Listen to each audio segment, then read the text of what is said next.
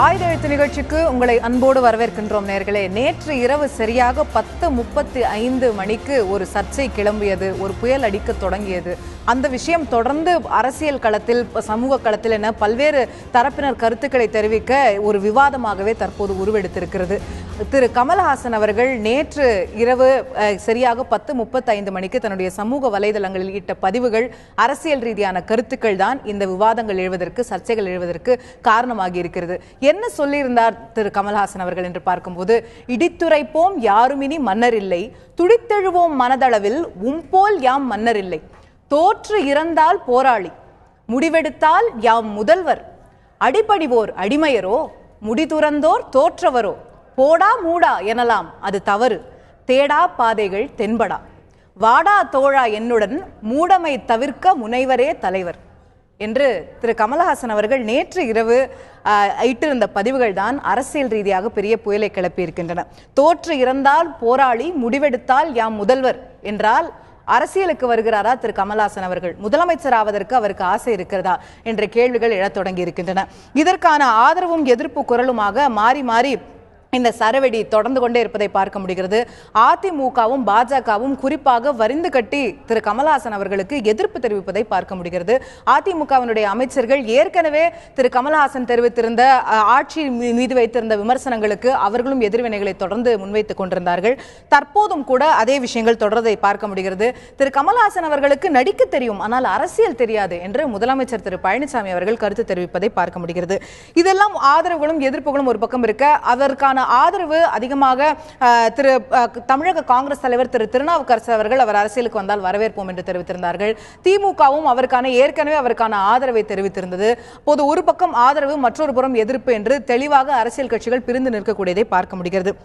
இந்த ஆதரவு குரல்களும் எதிர்ப்பு குரல்களும் பற்றி தான் இன்றைய நிகழ்ச்சியில் நாம் விரிவாக விவாதிக்க இருக்கிறோம். கமலின் அரசியல், ஆதரவும் எதிர்ப்பும் என்ற தலைப்பில் திரு கமல்ஹாசன் அவர்கள் அரசியலுக்கு வருவாரா, வந்தால் அவரால் சாதிக்க முடியுமா, எந்த கட்சிகள் என்னென்ன நிலைப்பாடுகளை எடுக்கிறார்கள், இப்படி விரிவாக பல விஷயங்களை விவாதிக்கலாம். இந்த நிகழ்ச்சியில் நம்மிடையே இணையக்கூடிய விருந்தினர்கள் காங்கிரஸ் கட்சியைச் சேர்ந்த முன்னாள் சட்டமன்ற உறுப்பினர் திரு செல்வ பெருந்தகை அவர்கள் இணைந்திருக்கிறார். அதே போல அதிமுக அம்மா அணியின் செய்தி தொடர்பாளர் திரு கோவை செல்வராஜ் அவர்களும், அதே போல நடிகர் திரு மயில்சாமி அவர்களும் நம்மிடையே இணைந்திருக்கிறார்கள். சாமானியர்களின் பிரதிநிதியாக திரு அகிலன் நம்மிடையே இணைந்திருக்கிறார். அதே போல திரு டாக்டர் கிருஷ்ணசாமி அவர்கள், புதிய தமிழகம் கட்சியுடைய தலைவர் டாக்டர் கிருஷ்ணசாமி அவர்களும் நம்மிடையே இணைகிறார். அனைவரையும் நிகழ்ச்சிக்கு அன்போடு வரவேற்கின்றேன். திரு மயில்சாமி அவர்கள்ட்ட தொடங்க நினைக்கிறேன். தோற்று இறந்தால் போராளி, முடிவெடுத்தால் யாம் முதல்வர் அப்படின்னா நடிகர் திரு கமல்ஹாசன் அவர்கள் அரசியலுக்கு வரவிருக்கிறார் அப்படின்னு புரிஞ்சுக்கலாம். இல்லை, அப்படியே வந்தவளே இதில் என்ன தப்பு இருக்கு? வராரான்னு கேட்டேன். இல்லை, அது வராது அவரோட முடிவு எடுக்கணும். இந்த முடிவை சொல்லியிருக்காரு, இதுக்கு நம்ம இப்போ ஆர்குமெண்ட் பண்ண போகிறோம். அவர் எனக்கு தெரிஞ்ச குறைஞ்சபட்ச சினிமா உலகத்துக்கு கிட்டத்தட்ட 50 ஆண்டுகளுக்கு மேலாகி, கிட்டத்தட்ட பல வருஷங்களாச்சு. அப்போ அவருடைய அனுபவத்தை அவர் எத்தனை முறை ஓட்டு போட்டிருப்பார். ஏன்னா இந்த நாட்டில் இப்போது எலெக்ஷன் ஒன்று வந்தால், அதாவது ஓட்டு போடுறதுக்கு விருப்பம் இல்லாத ஜனங்களுக்கே நோட்டான்னு ஒன்று கொண்டு வந்து அதுலையாவது போடுங்கன்னு சொல்லி அதுலேயும் கம்மியாக தான் போடுறான். அப்போது 180% தான், 75% தான் ஓட்டு பதிவாகுது. அப்படின்லாம் இருந்தும் கூட ஒரு நடிகர் கமல்ஹாசன் இந்த நாட்டு மேலேயும் நாட்டு மக்கள் மேலேயும் இந்த மாநிலத்து மேலேயும் மரியாதை வச்சு தன்னுடைய ஓட்டு உரிமையை தவறாமல் இது வரைக்கும் கரெக்டாக போட்டு வந்திருக்கிறாரு. இன்கம் டேக்ஸ் அழகாக பே பண்ணியிருக்கிறாரு.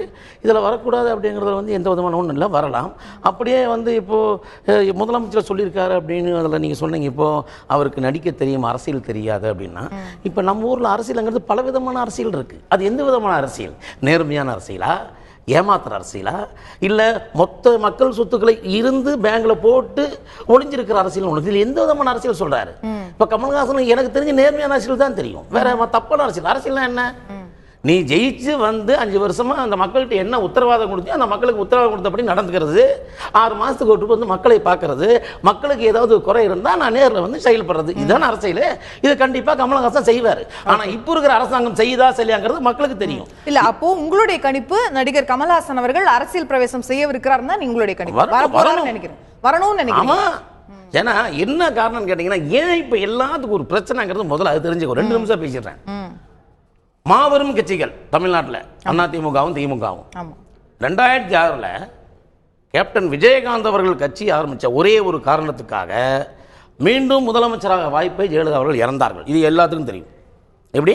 அந்த முதலமைச்சர் வாய்ப்பை வந்து கேப்டன் கட்சி 2006 தேர்தல்ல இல்ல அவங்க விஜயகாந்த் எப்ப கட்சி ஆரம்பிச்சு ஒரு தேர்தல் சந்திச்சாரோ முதல்ல அதுல வந்து அவர் வாக்கு பிளந்ததுனால தான் ஜெயலலிதா அவர்களுக்கு 27 லட்சத்தி கிட்டத்தட்ட 56,000 ஓட்டு. அந்த ஓட்டுனால தான் அதிமுக வந்து தனி மெஜாரிட்டி கிட்டத்தட்ட 60 சீட் நம்ம வாங்குச்சு. அந்த ஒரு காரணத்துக்காக தான் திமுகவும் தனி பெரும்பான்மை பண்ண முடியல. அப்ப 20-30 ஓட்டு பிரிஞ்சனாலேயே மிகப்பெரிய கட்சிக்கு ஒரு ஆட்டம் கண்டு விட்டது. அதுக்கப்புறம் பாத்தீங்கன்னா இன்னும் கேட்டா விஜயகாந்தால பாமக கட்சிக்கும் நிறைய வந்து பாதிப்பு ஏற்பட்டுச்சு. இது எல்லாத்துக்கும் தெரியும், யாருக்கும் சொல்லவே முடியாதுல்ல. அந்த மாதிரி நேரத்தில் விஜயகாந்த் ஆரம்பிக்கும் போதே இப்படி ஒரு பிரச்சனைன்னா நாளைக்கு ரஜினிகாந்த் ஓட்டு இன்னும் வந்துட்டா இன்னும் குறையும், கமலஹாசன் ஒருத்தர் ஆரம்பிச்சிட்டா இன்னும் குறையும், நடிகர்கள்லாம் சேர்ந்து ஆரம்பிச்சிட்டா இன்னும் குறையும். இன்னும் குறிப்பாக சொல்ல போனா அஜித்குமார்னு ஒருத்தர் கட்சி ஆரம்பிச்சா குறையும். காரணம் அதிமுகவில் கிட்டத்தட்ட பாதி தொண்டனுக்கும் எம்ஜிஆர் தொண்டர் அத்தனை பேருக்கும் அஜித்குமாரை பிடிக்கும். இல்ல பிடிக்கும்ங்கிறது ஒரு நடிகரா பிடிக்கும்ங்கிறது வேற.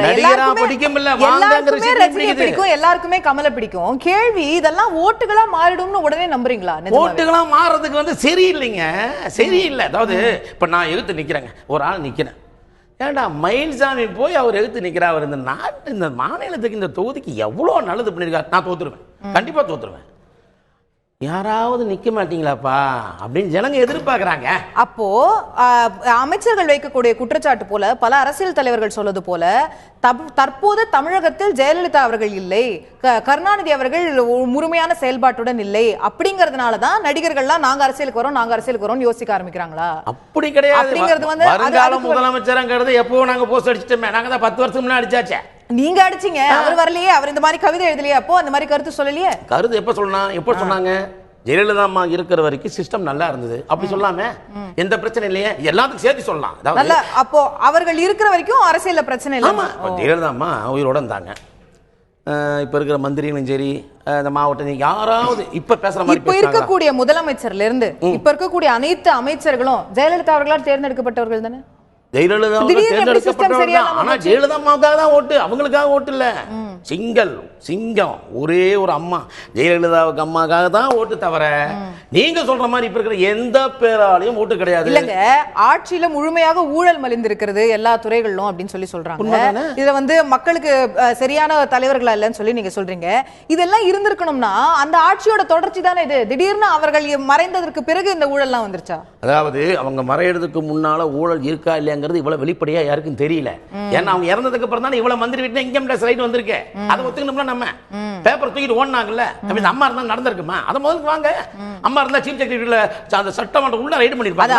அவர்கள் இருந்த போது ஊழல் நடக்கலன்னு சொல்றீங்களா, ரைடு வரலன்னு சொல்றீங்களா? தெரியாது, ஊழல் நடந்திருக்கா இல்லையாங்கிற சம்பவம் தெரியாது, அதனால ரைடு வரல.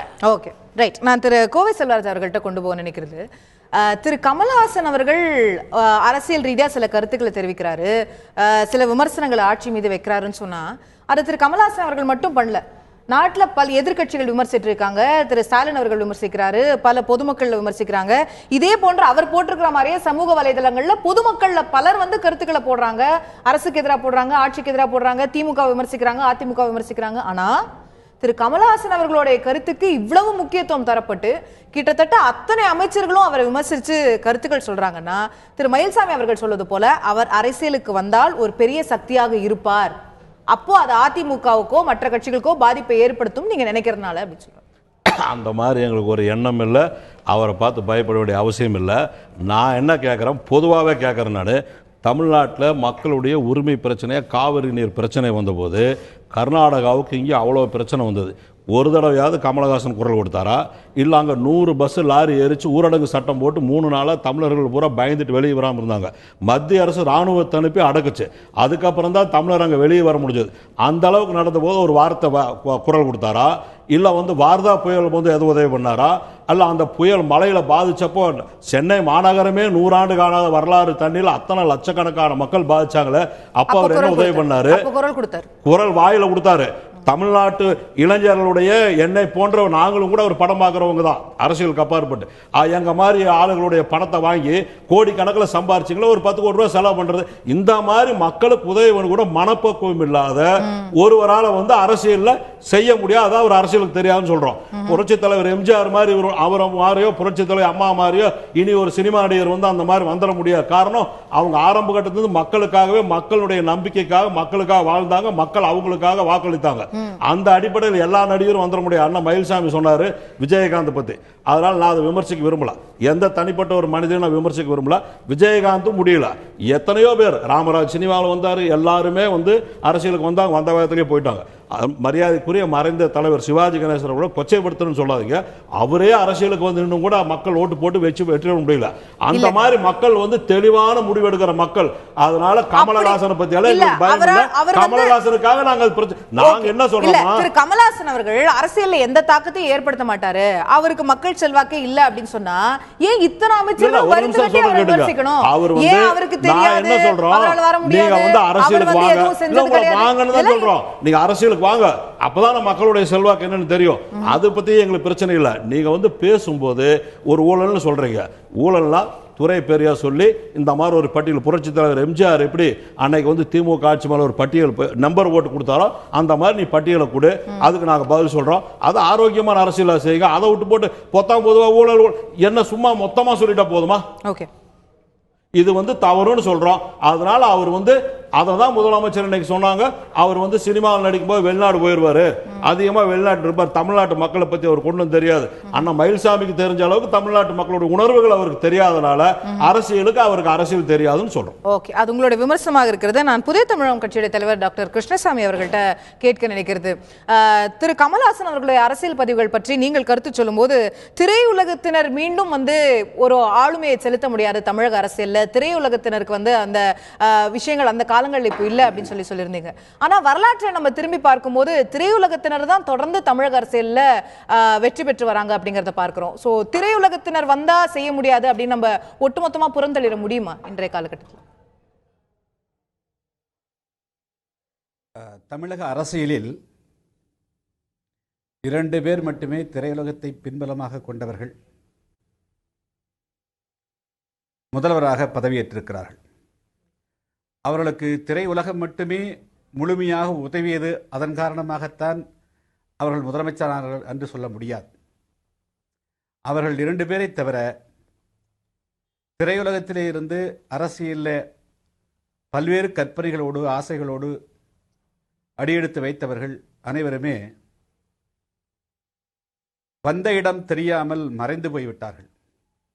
அதே போலதான் நள்ளிரவில் 10:30 மணிக்கு தனது நேரடியாக கூட ஒரு பத்திரிகையாளர் சந்திப்பிலே சொல்லாதவர் 2 நாட்களுக்கு முன்பு ரிபப்ளிக் டிவியிலே சொல்லுகின்ற பொழுது, எனக்கு தேர்தல் ஆசையிலே முதலமைச்சராக சட்டமன்ற நாடாளுமன்ற உறுப்பினராக ஆவதிலே ஆசை கிடையாது, ஆனால் கருத்து சொல்லுவதிலே எனக்கு ஈடுபாடு என்று சொன்னவர் 2 நாளிலே பல்ட்டி அடித்து, தோற்றிருந்தால் போராளி, முடிவெடுத்தால் முதல்வர் என்று ஒரு கூற்று சொல்லுகிறார் என்று சொன்னால் அவர் எந்த அளவுக்கு ஒரு கொள்கை பிடிப்போ அரசியலில் ஈடுபாடோ அல்லது அரசியலுடைய எல்லா விதமான தன்மைகளையும் அறியாதவர் என்பது வெளிப்படுகிறது. நான் ஒரு விஷயத்தை மட்டும் முதற் பேச்சில் சுட்டிக்காட்ட விரும்புகிறேன். கமலஹாசன் மட்டுமல்ல, தமிழகத்தில் இருக்கக்கூடிய எந்த ஒரு முன்னணி நடிகரும் அல்லது நடிகையும் அல்லது வேறு திரைப்படத்தில் இருக்கக்கூடிய யாரும் இனிமேல் ஒரு காலத்திலும் தமிழகத்தினுடைய முதல்வராவதற்கு முடியவே முடியாது. அவருடைய கனவுகள் நிச்சயமாக பலிக்காது. அந்த திரைப்படத்திலே இருந்து வரக்கூடியவர்கள் தமிழகத்தினுடைய இல்ல, அதற்கு உண்டான காலகட்டம் இல்லை. அதற்கு தமிழக மக்கள் நிச்சயமாக தயாராக மாட்டார்கள், தயாராக இல்லை. இல்ல, எல்லா அரசியல் கட்சிகளும் வந்து சினிமா துறையினருடைய காலம் முடிந்து விட்டது அப்படின்னு தொடர்ந்து சொல்லப்பட்டே வருது. ஆனா திமுகவும் அதிமுகவும் 2 பெரும் ஆளுமைகளாக ஆளுகை செலுத்திக் கொண்டிருந்த காலகட்டத்துலதான் திரு மயில்சாமி அவர்கள் குறிப்பிட்டது போல விஜயகாந்த் என்ற ஒரு சக்தி வந்து அத்தனை ஓட்டுகளை வந்து பிளக்க முடிந்தது. திரு விஜயகாந்த் அவர்களுடன் யார் கூட்டணி என்று அத்தனை கட்சிகளும் போட்டி போடும் அளவிற்கான சூழ்நிலை எல்லாம் உருவாருது. அப்போ திரையுலகத்தினருக்கு வந்து ஒரு கரிஸ்மா இல்ல, அவர்களால் ஓட்டுகளை ஈர்க்க முடியாதுன்னு எப்படி சொல்ல முடியும்? இல்லை, இப்பொழுதும் கூட கமலஹாசனே அவர்கள் வந்தாலும் கூட ஒரு தொகுதிக்கு 1000 ஓட்டு அவருடைய ரசிகர்களை வைத்து வாங்கலாம். இன்னொரு நடிகர் வந்தால் 2000 ஓட்டோ 3000 ஓட்டா வாங்கலாம். இன்னொரு நடிகர் வந்தால் அவர் 5000 ஓட்டைகளை வாங்கலாம். ஆனால் ஒட்டுமொத்த தமிழக மக்களுடைய வாக்குகளை நிச்சயமாக எந்த நடிகராலும் நடிகையாலும் பெற முடியாது. அது ஏற்கனவே நான் சொன்னது போல அது நடிகருடைய காலகட்டம் முடிந்து போனது. இனிமேல் அது துவக்க வராது. தமிழக மக்கள் விழிப்போடு இருக்கிறார்கள். எந்த நடிகையோ தங்களை தமிழ்நாட்டினுடைய முதலமைச்சராக ஆக்க மாட்டார்கள். Okay, right. ஒரு சக்தியாக அரசியல் இருக்கலாம், ஆனா வந்து முதலமைச்சராக ஆகிறதுக்கான வாய்ப்பு கிடையாதுன்னு நீங்க சொல்றதா நான் புரிஞ்சுக்கிறேன். நடிகர் திரு கமல்ஹாசன் அவர்கள் அரசியல் ரீதியாக தெரிவித்த கருத்துக்கள் ஏற்படுத்தியிருக்கக்கூடிய சர்ச்சைகளை பற்றி பேசலாம். நான் சாமானியர்களின் பிரதிநிதியாக இணையக்கூடிய திரு அகிலன் அவர்கள்ட்ட கேட்க நினைக்கிறேன். கமல்ஹாசன் அரசியலுக்கு வருவாரா மாட்டாரா அதெல்லாம் ஒரு புறம் இருக்கட்டும், உங்கள்கிட்ட நான் கேட்க நினைக்கிறது வரணுமா? வரக்கூடாதுன்னு நம்ம சொல்ல முடியாது. யார் வேணாலும் இங்கே அதுக்கான தேவை இருக்கான்னு தான் கேட்குறேன் உங்கள்கிட்ட. ஒரு வெற்றிடத்தை நிரப்ப வேண்டிய கட்டாயம் இருக்குன்னு நான் நினைக்கிறேன். கடந்த 6-7 மாதமாக இது ஒரு நிலையான தன்மை இருக்குதா இந்த அரசில் அப்படிங்கிறது கேள்விக்குறியாகவே இருக்குது. இப்போ கமல்ஹாசன் வந்தாங்கன்னா அவங்க எந்த திட்டத்தோடு வராங்க, அவங்களோட கொள்கை என்ன, அதன் அடிப்படையில் தான் மக்கள் தேர்ந்தெடுக்க போகிறாங்க. அதனால் வந்தாலும் தவறு இல்லை, வருவாராங்கிறது தெரியல.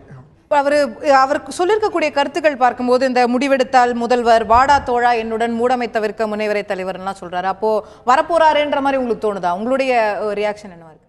இல்லை, மக்களை கூப்பிடுறாரோன்னு எனக்கு தோணுது. இளைஞர்களை கூப்பிடுறாரோ அப்படிங்கிறது தான் எங்களுக்கு தோணுது.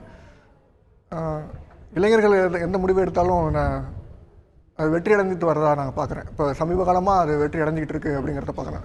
ஜல்லிக்கட்டு போராட்டமாக இருக்கட்டும், அது தொடர்ந்து வரக்கூடிய போராட்டங்களாக இருக்கட்டும், இளைஞர்கள் முன்னெடுப்பு அப்படிங்கிறது ஒரு கவனத்தை ஈர்த்திருக்கு. அந்த வகையில் அதை அடிப்படையில் தான் கமல்ஹாசன் ஐயா அதை சொல்லியிருப்பாங்க. அவருக்கு பின்னால் இளைஞர்களை அணிதிரட்ட ட்ரை பண்றாருன்னு சொல்றீங்களா? அவர் தலைமை ஏற்று செயல்படுவாருன்னு எதிர்பார்க்க அவர் வருவாராங்கிறது எனக்கு சந்தேகம் தான். இருந்தாலும் இளைஞர்களை அவர் கூப்பிடுறாரு அப்படிங்கிறத மட்டும் புரிஞ்சிக்க முடியுது. ஓகே, டாக்டர் கிருஷ்ணசாமி அவர்கள் சொன்னதை கேட்டிருப்பீங்க. திரைத்துறையினர் இனிமே தமிழக அரசியல்ல வந்து ஒரு பெரிய இடத்திற்கு வரதுக்கான வாய்ப்பு இல்லை, மக்கள் கிட்ட அந்த மோகம் போயிடுச்சு அப்படின்னு. போயிடுச்சா, இன்னும் இருக்குதா? ரஜினிகாந்த் அவர்களோ கமல்ஹாசன் அவர்களோ வந்தா அவர்களுக்கு ஒரு பெரிய பேஸ் உருவாகும்னு நினைக்கிறீங்களா? அவர்களோட ரசிகர்கள் கூட்டம் நிச்சயமா அவங்களுக்கு வாக்களிக்க தான் போறாங்க. அதை தவிர்த்து அவங்களோட திட்டங்கள் கொள்கைகளை பொறுத்து தான் மக்களை வாக்களிப்பாங்க அப்படிங்கிறது. இப்போ ஒரு திரைத்துறையினருங்கிறதுனாலேயே ஆதரவோ எதிர்ப்போ இருக்காது, அவங்களுடைய திட்டங்களோ அவங்களுடைய கொள்கைகளோ பொறுத்துதான் இருக்கும்னு எதிர்பார்க்குறீங்க. நான் திரு செல்லப்பெருந்தகை அவர்கள்ட்ட கொண்டு போக நினைக்கிறது, திரு கமல்ஹாசன் அவர்களுடைய கருத்துக்களுக்கு அதிமுகவிட்டேருந்து கடுமையான எதிர்ப்பு வரதை பார்க்குறோம், பாரதிய ஜனதா கட்சிகிட்டேருந்து எதிர்ப்பு வரதை பார்க்குறோம். திமுகவிடமிருந்தோ காங்கிரஸிடமிருந்தோ ஒரு ஆதரவான போக்கு, ஒரு பச்சை கொடி தான் வரதை பார்க்குறோம். ஏன் திரு கமல்ஹாசன் அவர்கள் உங்களை அதிகமாக விமர்சிக்கலை, அதனால அவருக்கான ஆதரவு அப்படி புரிஞ்சுக்கணும்? இல்லை, இது ஆதரவு எதிர்ப்புன்னு நம்ம பார்க்க வேண்டாம். நான் என்ன சொல்கிறேன், அவருடைய உரிமை. அவர் தேவை ஏற்பட்டால் அரசியல் கட்சி ஆரம்பிக்கலாம், தேவை ஏற்படவில்லை என்றால் அவர் திரைத்துறையில் இருக்கலாம். இது அவருடைய சொந்த பிரச்சனை. அவர் விருப்பப்பட்டால் தான் அரசியல் கட்சி ஆரம்பிக்க போகிறாரு. நான் என்ன கேட்குறேன்னா, ஒருத்தருடைய அவருடைய சுதந்திரம் இது. இந்த விமர்சனம் இவ்வளோ வைக்கிறதுக்கு அவசியமே தேவை எழில. இப்போ ரஜினிகாந்த் கூட முன்னாடி அரசியல் கட்சிக்கு வராருன்னும் போது இவங்கெல்லாம் மௌனியாக தான் இருந்தாங்க. யாரும் வந்து நடிகர் அரசியலுக்கு வரக்கூடாதுன்னு சொல்லலை.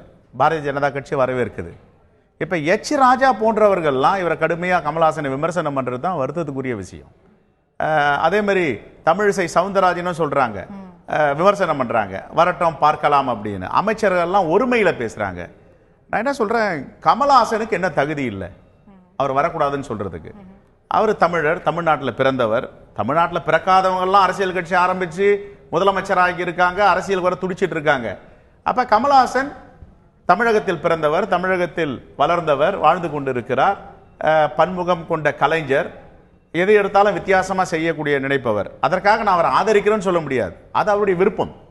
என்ன விமர்சனம் முன்வைக்கப்படுதுன்னா, அமைச்சர்களிடம் குறிப்பா அமைச்சர் ஜெயக்குமார் அவர்கள் சொல்லும்போது, கமல்ஹாசன் அவர்களை பயன்படுத்தி எதிர்கட்சிகள் வந்து இந்த விஷயங்களை வந்து அரசை விமர்சிக்கிறதுக்கு பயன்படுத்துறாங்க, அவரை ஒரு கருவியா நீங்க எதிர்கட்சிகள் பயன்படுத்தி யாருமே கிடையாது. அது மாதிரி சொன்னாங்களா, அது மாதிரி ஒரு அது ஏமாற்றம் தான் ஏற்படுத்தும்.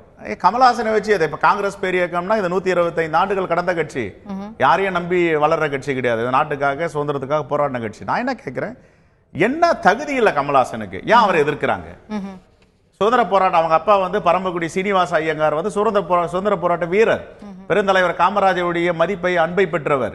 1962 சட்டமன்ற உறுப்பினராக நிக்கிறோம், வீட்டுக்கு போய் கேட்கிறார், அவர் மறுக்கிறார், நான் அரசியலுக்கு இருக்கேன், சுதந்திர போராட்டத்தில் இருக்கேன், ஆனா பதவிகள்லாம் நான் வரல அப்படின்னு. அப்படிப்பட்டவருடைய மகன் வருவதற்கு ஏன் இவ்வளவு எதிர்ப்பு? ஆனா எனக்கு என்ன சங்கடம்னா, யாரெல்லாம் சுதந்திர போராட்ட காலங்கள்ல பிரிட்டிஷ்காரருக்கு காட்டி கொடுத்தார்களோ அவர்கள்லாம் இன்னைக்கு கூக்குரல் எழுப்புகிறார்கள். இல்ல, என்ன சந்தேகம்னா நடிகர் திரு கமலஹாசன் அவர்கள் அரசியல் ரீதியாகவோ ஆட்சி மீது செய்யக்கூடிய விமர்சனங்கள் எல்லாமே அதிமுகவின் மீதான விமர்சனங்களாகத்தான் இருக்கிறது. யார் அதிமுக விமர்சனம் பண்ணல? அதிமுக யார் விமர்சனம் பண்ணல? எல்லாரும் பொதுவாக கட்சிகள் விமர்சனம் பண்றாங்க. எல்லாரும் பண்றாங்க. எல்லாருக்கும் அவர்கள் கருத்து சொல்ல உரிமை இருக்கிறது. ஆனா அவங்க என்ன கேக்குறாங்கன்னா, திமுகவே அவர் விமர்சிக்கிறதே இல்லையே, திமுக ஆட்சி காலத்துல அவர் கொலை கொடுத்ததே இல்லையே, திமுக ஆட்சி காலத்துல எந்த பிரச்சனையும் நடக்கலையா, அப்போ அவர் திமுகவுக்கு சார்புடன் செயல்படுகிறார் அப்படின்னு அவங்களுடைய குற்றச்சாட்டு. அப்படிலாம் கிடையாது. எனக்கு தெரிஞ்சு அது மாதிரி அரசியல்ல ஒருத்தர் ஆதரிச்சாரு, ஒருத்தர் ஆதரிக்கலன்னு என்னால சொல்ல தெரியல. அது மாதிரி இருக்கிறதுக்கு உண்மையும் இல்லை. நான் என்ன சொல்றேன், ஒருத்தர் அரசியலுக்கு வராரு, தனிப்பட்ட விருப்பம். திமுக ஆட்சி காலத்துல இதே போன்ற கருத்துக்களை திரு கமலஹாசன் அவர்கள் தெரிவித்திருக்கிறாரா? ஊழல் மலிந்து விட்டது, இல்ல வேற ஏதோ பிரச்சனைகள் இருக்குது நாட்டுல, இந்த பிரச்சனைகளை தீர்க்க முடியல, இல்ல 2G பிரச்சனை இருக்குது, ஏதாவது ஒரு விஷயத்துல திமுக ஆட்சி காலத்துல காங்கிரஸ் ஆட்சி காலத்துல கருத்துக்கள் சொல்லி இருக்கிறாரா? கருத்து சொல்லி இருக்கலாம், சொல்லாம இருந்திருக்கலாம், அவரோட தனிப்பட்ட விருப்பம். ஆனா நீ ஏன் இந்த கருத்தை சொல்றேன்னு சொல்றதுதான் தவறுன்ற. ஒரு காலத்துல தவறு, நான் என்ன சொல்றேன், ஒரு காலம் நீ சுட்டி காட்டல, தட்டி கேட்கல என்பதால் காலமுள்ள மௌனியா இருக்கணுமா? அவருடைய விமர்சனம் ரொம்ப செலக்டிவா இருக்குதுன்றது அவருடைய குற்றச்சாட்டா இருக்கு. அதிமுக முடிவு பண்றது செலக்டிவா இருக்குது, செலக்டிவா இல்ல. அதிமுக சார்புல ஏன் நீங்க செலக்டிவா எங்களை மட்டும் விமர்சிக்கிறீங்கன்றது அவங்களோட கேள்வி. அப்படிலாம் கிடையாது. எனக்கு இன்னைக்கு பேசணும்னு தோணுது நான் பேசுறேன், நாளைக்கு எனக்கு பேசணும்னு தோணாத நான் பேச மாட்டேன். இன்னைக்கு பேசணும்னு தோணல நான் பேசல, நாளைக்கு பேசணும்னு தோணுது நான் பேசுவேன். எப்போ தோணுது எப்போ தோணலங்கிறதுக்கு பின்னாடி ஒரு அரசியல் அளவுகோல் வைக்க முடியும். அதுக்கு என்ன அளவுகோல் இருக்கு? இன்னைக்கு தான் பேசணும், நாளைக்கு பேசக்கூடாதுன்னு, இந்த கட்சியை தான் விமர்சிக்க கூடாது, அந்த கட்சியை விமர்சிக்கணும் அளவுகோல் இருக்கா? எனக்கு என்ன தோணுதோ நான் பேசுவேன். என்னுடைய கருத்து சுதந்திரம். அது கருத்து சுதந்திரத்துக்கு போய் யாரும் தடைப்பட முடியாது. Okay, right. நடிகர் திரு கமலஹாசன் அவர்கள் தொடர்பாக தற்போது சில முக்கிய செய்திகள் நமக்கு வந்திருப்பதாக அறிகிறோம். நம்முடைய தலைமை செய்தி ஆசிரியர் திரு ரங்கராஜ் பாண்டே அவர்கள் நம்முடைய தொலைபேசி வாயிலாக இணைந்திருக்கிறார். வணக்கம் திரு பாண்டே, முக்கியமான செய்திகள் இருப்பதாக அறிகிறோம், கூடுதல் விவரங்களை சொல்லுங்க. ஒண்ணும் இல்ல, நம்ம என்ன பத்தி விவாதிச்சுட்டு இருக்கோமோ அதை பத்தின ஒரு கூடுதல் தகவல் தான் இருக்குது. கமலஹாசன் தற்போது ஒரு அறிக்கை வெளியிட்டு இருக்கிறாரு. நேற்று இரவு சொன்னது போல ஒரு அறிக்கை, ஒரு வேண்டுகோள் அப்படின்னு தமிழ்ல சொல்லுவாங்க, இந்த விழி அப்படின்னு சொல்லியிருந்தாரு. அந்த விழி சொல்லியிருக்காங்க. அது என்னங்கிற நான் படிச்சிடுறேன். கமலஹாசனுடைய அறிக்கை இது. வணக்கம், இந்த விழி நம் நற்பணி இயக்கத்தாருக்கு மட்டுமல்ல, அதில் இல்லாத ரசிகர்களுக்கும், முக்கியமாக காசுக்கு விலை போகாத தமிழக வாக்காளர்களுக்கும் கூட. ஊரே கூடி ஊழல் ஊழல் என்று ஓலமிட்டதை ஊடகத்தில் கண்ட பின்பும் சாட்சி உண்டா, ஆதாரம் உண்டா என கேட்கும் குணாதிசயம் கல்லூலி மங்கர் போன்ற ஊழலார்க்கே உரித்தான குணாதிசயம். ஆதாரத்துடன் வா, அரசியலுக்கு வா என்று அறைகூவல் விடும் தம்பி மாண்புமிகு ஜெயக்குமாரோ அல்லது எலும்பு வல்லுநர் தம்பி எச் ராஜாவோ நான் ஏற்கனவே அரசியலுக்கு வந்துவிட்டதை உணராதவர்கள். தெரிந்தோ தெரியாமலோ என்று இந்தி திணிப்புக்கு எதிராக குரல் கொடுத்தேனோ அன்றே நான் வயதுக்கு வராத அரசியல்வாதிதான். நாற்காலி மோகத்தில் பத்தையும் பறக்க விட்டு அடுக்கு மொழியில் அறிவர்களை அள்ளி வீசுபவர்கள், ஊர் அறிய கைக்கூலி வாங்கி கடமை செய்ய மறந்தவர்கள். என்னை வரி ஏய்ப்புக்காக நடவடிக்கை எடுப்பேன் என்று மிரட்டுவது ஒருங்கே கோபத்தையும் சிரிப்பையும் வர வைக்கிறது. ஆதாரத்துடன் சொல்ல வேண்டுமாம், அமைச்சர் கட்டளை இது. ஊரெல்லாம் கேட்ட ஊழல் பற்றிய ஓலம் அதற்குள் மறந்திருந்தால் நினைவுபடுத்த மக்களே இருக்கிறார்கள். நடுவில் நான் இதற்கு பூசாரி. இந்த அறிக்கை அமைச்சர் கேட்டுக்கொண்டபடி ஆதாரங்களை மக்களே இணையதளங்களில் அல்லது உங்கள் வசதிக்கேற்ற ஊடகங்களின் மூலம் சம்பந்தப்பட்ட துறை அமைச்சருக்கு அனுப்பி வைக்கும் ஒரு வேண்டுகோளே. மீண்டும் படிக்கிறேன். இந்த அறிக்கை அமைச்சர் கேட்டுக்கொண்டபடி ஆதாரங்களை மக்களே இணையதளங்களில் அல்லது உங்கள் வசதிக்கேற்ற ஊடகங்களின் மூலம் சம்பந்தப்பட்ட துறை அமைச்சருக்கு அனுப்பி வைக்கும் ஒரு வேண்டுகோளே. நீங்கள் இந்த அரசின் காலத்தில் ஊழலால் அனுபவித்த இன்னல்களை விளக்கி கேளுடன் செய்தி அனுப்புங்கள். எந்த காரணம் கொண்டும் மரியாதை குறையாமல் இருக்கட்டும் உங்கள் கேள்விகள். தற்கால அமைச்சர்களை விட மாண்பு மிக்கவர் மக்கள் என்று அவர்கள் புரிந்து கொள்ளட்டும். குறைந்தபட்சம் சில லட்சம் கேள்விகள் நிச்சயம் வரும். அத்தனை கேள்வியாளர்களையும் கைது செய்வீரோ அல்லது பதில் சொல்லீரோ பொறுத்துதான் பார்க்க வேண்டும். இத்தனை லட்சம் பேரை கைது செய்து வைக்க போதிய சிறைகள் தென்னகத்தில் இல்லை. இருக்க செய்தி சரியாக புரியாதவர்களுக்காக ஊழலே இல்ல நிரூபி பார்ப்போம்னு அமைச்சர் கேட்டார்ல, ஊழல் இருக்குன்னா எழுதி அனுப்பிடுங்க. கார்டு கவர்ல கடுதாசில வேணாம், கிழிச்சு போட்டுட்டே போயிட்டே இருப்பாங்க. டிஜிட்டல் யுகம் இது, டிஜிட்டலா பதிவு செய்யுங்க. ஆனா மரியாதை தவறாம அதை செய்யுங்க. இதுதான் கமலஹாசன் அவர்கள் தற்போது வெளியிட்டிருக்கக்கூடிய அறிக்கையாக வந்திருக்கிறது.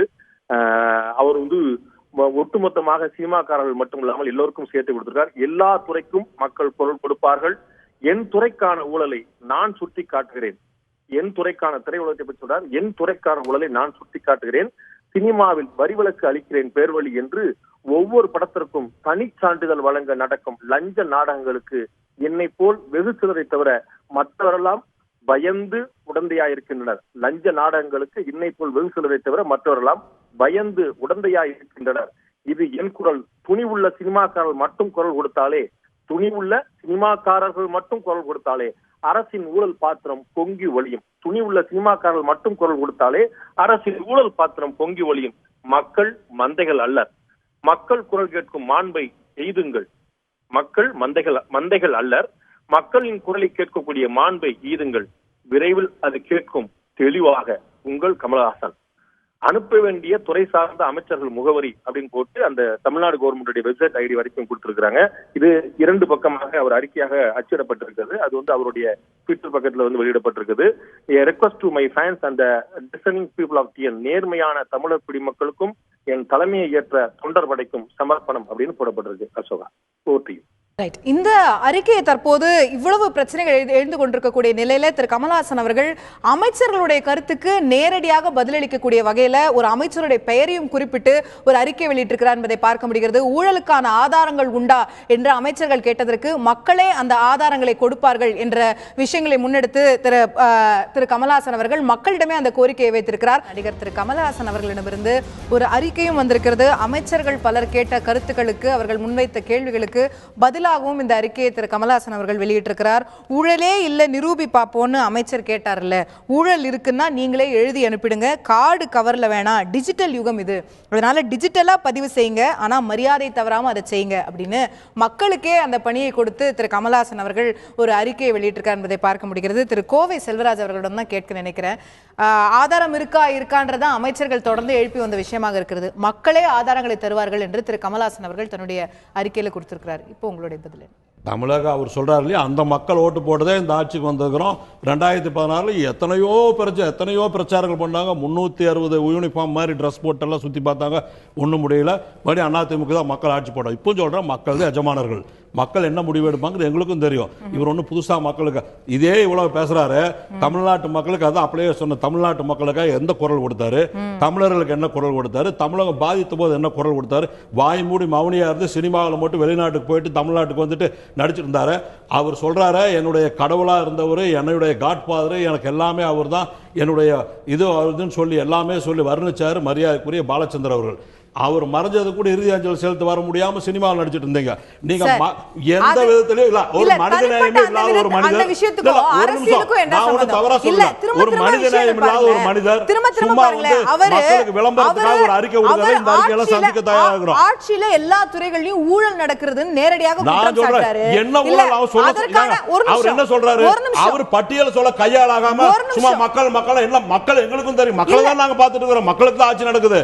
சும்மா ஊழல் என்ன ஊழல் இல்ல. மீண்டும் அவர் ஊழல் குற்றச்சாட்டுகளை ஆட்சியின் மீது முன்வைக்கும் போது நீங்க பாலச்சந்தருக்கு மரியாதை செலுத்துறீங்களா? உங்களுடைய தனிப்பட்ட வாழ்க்கையில நீங்க என்ன செய்றீங்க? மக்களுக்கு நான் சொல்றேன் கேளுமா, தமிழ்நாட்டு மக்களுக்காக போராடுறதுக்கு குரல் கொடுக்கிற யோகியதை இல்லாத ஒருத்தர் இவர் என்ன மக்களை பத்தி பேசுறாரு? அதற்கான பதில் இதுதான் நான் கேக்குறேன். அவருக்கு எந்த தகுதியும் கிடையாது. இப்போ நான் சொல்றேன், தெளிவா சொல்றேன். அவர் அறிக்கை நாள் ஏமா சும்மா டுவெட்டர்ல அறிக்கை விடுறதெல்லாம் கிடையாதுமா. அந்த ஆளு ஒரு ஆம்பளை நல்ல மனிதனா இருந்தா தேருக்கு நேரம் மக்களை பத்தி சொல்லிட்டு மக்களே ஒளிகிறார். மக்களுக்கு போய் இவர் தைரியமா சொல்லட்டும். அவன் நான் சொல்றேன், அவர் பேசுற வார்த்தை என்ன தெரியுமா? திரு செல்வராஜ் ஒரு நிமிஷம் மாங்குளின்னு சொல்லிருக்காரு. ப்ளீஸ் ஒரு நிமிஷம். திரு கடுமையான தனிப்பட்ட முறையில் தாக்குதல்களை முன்னெடுத்து என்ன இருக்கு அதுல? நீங்க கொடுத்த அறிக்கையில என்ன இருக்கு? என்ன சொல்லி படிங்க, முதல் பேரா படிங்க, என்ன போட்டிருக்காருன்னு பாருங்க. மாங்குளி மனிதர்கள் போட்டிருக்காரு அவர். புரியல. கல்லூரி மங்கர் போன்ற ஊழல் அப்படின்னு என்ன அதுக்கு பேரு? இல்லங்க, இவரை விட மக்கள் மீது ஒரு அன்பே இல்லாத ஒரு மனிதனை பத்தி என்னமா விவாதம் இவ்வளவு தேவை? இல்ல, எனக்கு புரியல. இவர் என்ன மக்கள் மேல அன்பு இருக்கு இவருக்கு? தெரியாம ஒரு நாள் மக்களுக்காக குரல் கொடுக்காத ஒரு யார் வேணா அரசியலுக்கு வரட்டும், அதை பத்தி கவலை இல்லமா. இவரல்ல, எல்லா நடிகரும் வரட்டு வேண்டாங்களா. அதே அஜித் அண்ணா சொன்னார். அப்படியே அஜித் என்ன செஞ்சார்? முன்னாள் முதலமைச்சர் மரியாதைக்குரிய கருணாநிதியோட மீட்டிங்ல சொன்னார், திரைப்பட நடிகர்கள் ரவுடியை போல மிரட்டுறாங்கன்னு சொன்னார். தைரியமா பேசினார். அன்றைக்கு அவரை வந்து கூப்பிட்டு வான் பண்ணாங்க. இவர் வாய் திறக்கல. அரசியலுக்கு வரக்கூடிய சினிமா நடிகர் சொல்ல எந்த நடிகர் வாய் திறக்கல. ஏன் அவருக்கு பாதுகாப்பா போகல? ஓகே, வர திரு மயில்சாமி அவர்கள்ட்ட கேக்குறேன். ஊழலுக்கு ஆதாரம் இருக்கிறதான்னு அமைச்சர்கள் கேட்கும் போது மத்தியானம் 2 மணிக்கு இருந்தேன். மத்தியானம் 2 மணிக்கு ஒரு ஆதாரம் இருந்தது. நாகப்பட்டினம் ஒரு ஹாஸ்பிட்டல்ல ஆம்பளை குழந்தை பிறந்து 1500, பெண் குழந்தை பிறந்தா 1000, அப்புறம் வந்து பிஸ்கட், கேக்கு, டீ, பால் இதெல்லாம் உள்ள வராந்தா பர்டிகுலர் டைமு, அந்த டைமை மீறி வராந்தா இத்தனை காசு, குழந்தை அழுதுச்சுன்னா ஒரு காசு, அழுகாம இருந்தா ஒரு காசு. கன்ஃபியூஷன் ஆயிட்டா பெத்தவன் என்னப்பா என்ன அழுதுச்சுன்னா ஏதாவது வேணும், அப்ப ஏதாவது வெளியே வரணும்னா காசு. இது 1 மணிக்கு 2 மணி நியூஸ்ல எல்லா டிவில நம்ம பார்த்தோம். இது ஆதாரப்பட்ட ஊழல் தானே? அந்த ஒரு ஹாஸ்பிட்டல் தானே? அமைச்சர் வந்து நடவடிக்கை எடுக்க முடியும், என்ன செய்ய முடியும்?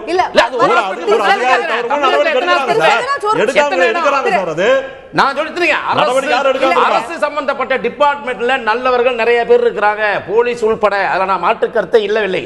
ஆனா கடந்த காலமாக ஒரு 7 மாசமா அதிகமாகி போச்சுன்னு தான் எங்களுடைய வாதமே தவிர அதுக்கு தான்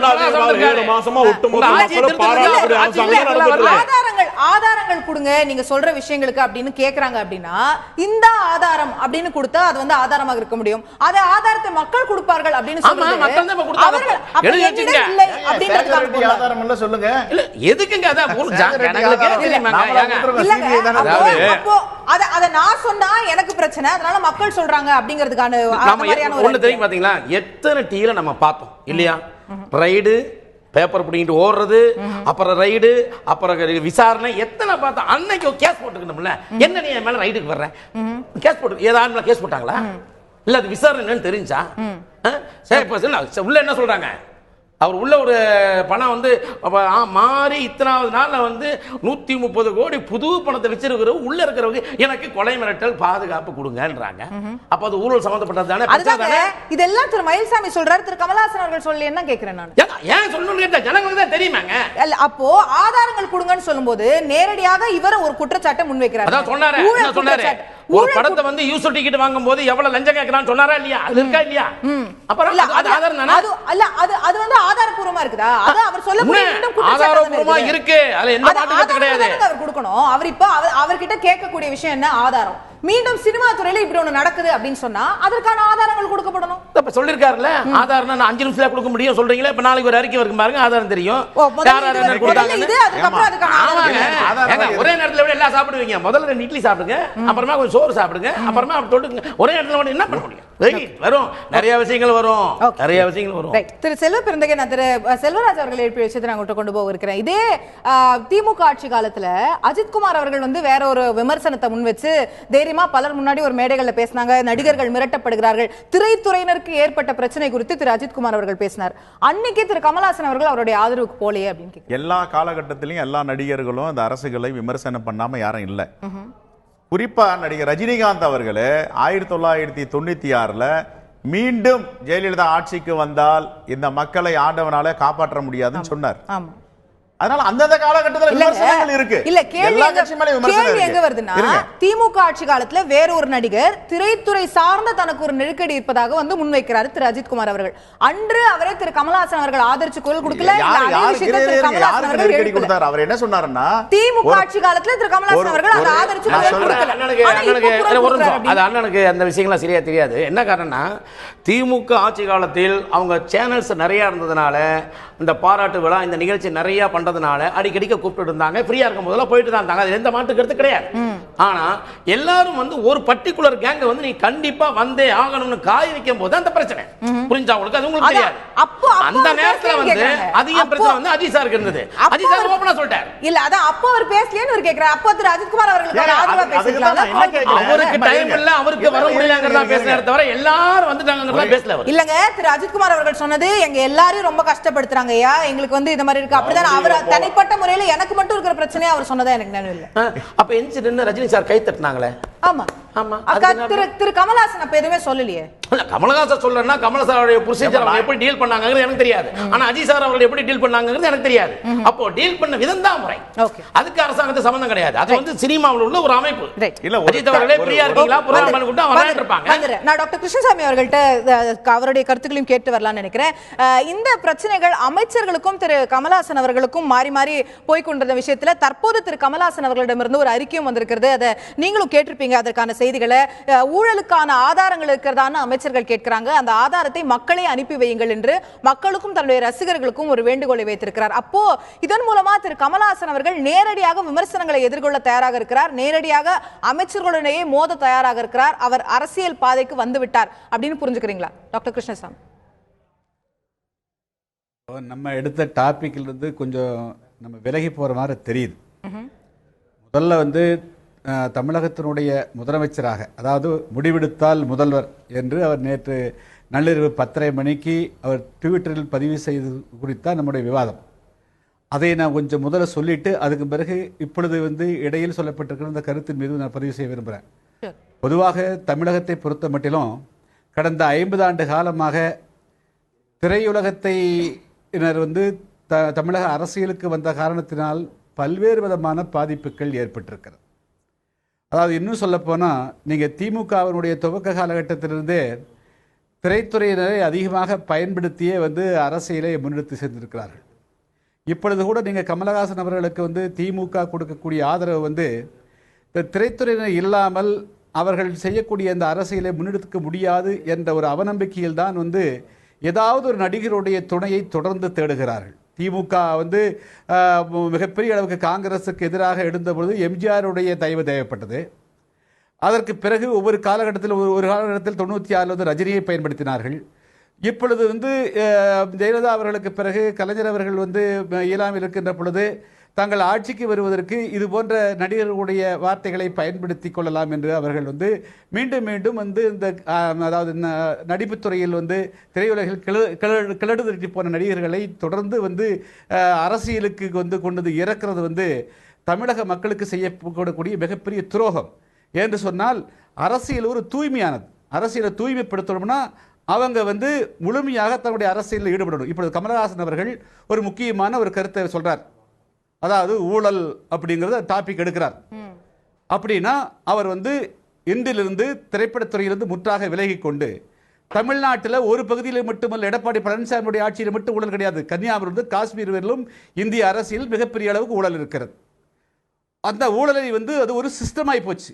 இன்னும் சொல்ல போனால் உலக அளவில் கூட ஊழல் சிஸ்டமாக இருக்குன்னு சொல்லலாம். அது இந்தியா வந்து ஊழல் நடைபெறக்கூடிய நாட்டில் வந்து 2வது இடமோ 3வது இடமோ முன்னிலை வைக்க கூட சொல்லலாம்.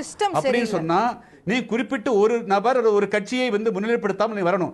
இப்பவும் கூட இங்கே பாருங்க வந்து ஒரு முக்கியமான காலகட்டத்தில் நேற்று நள்ளிரவு வந்து முடிவெடுத்தார் முதல்வர் என்று அறிவித்து விட்டு இன்று வந்து என்ன சொல்றாரு, மக்களை பதிவு செய்யணும்னு சொல்லக்கூடாது. நீங்கள் வந்து பர்டிகுலர் அமைச்சர்கள் சொல்லுகின்ற பொழுது ஒரு குறிப்பிட்ட அமைச்சர் இந்த இவரிடத்தில் என்ன காரியத்துக்காக நீங்க இத்தனை கோடி பெற்றீர்கள், லட்சம் பெற்றீர்கள் என்று ஆதாரத்தோடு சொல்வதற்கு பதிலாக நீங்க மக்களே சொன்னா மக்கள் ட்விட்டர்ல போட்டாலோ அல்லது வந்து டிஜிட்டல் அனுப்பினாலோ ஃபேஸ்புக்கில் போட்டாலோ அல்லது வந்து வேறு எப்படி போட்டாலும் அவங்க பார்ப்பாங்கன்னு சொல்ல முடியும். பதில் சொல்ல எப்படி சொல்ல முடியும்?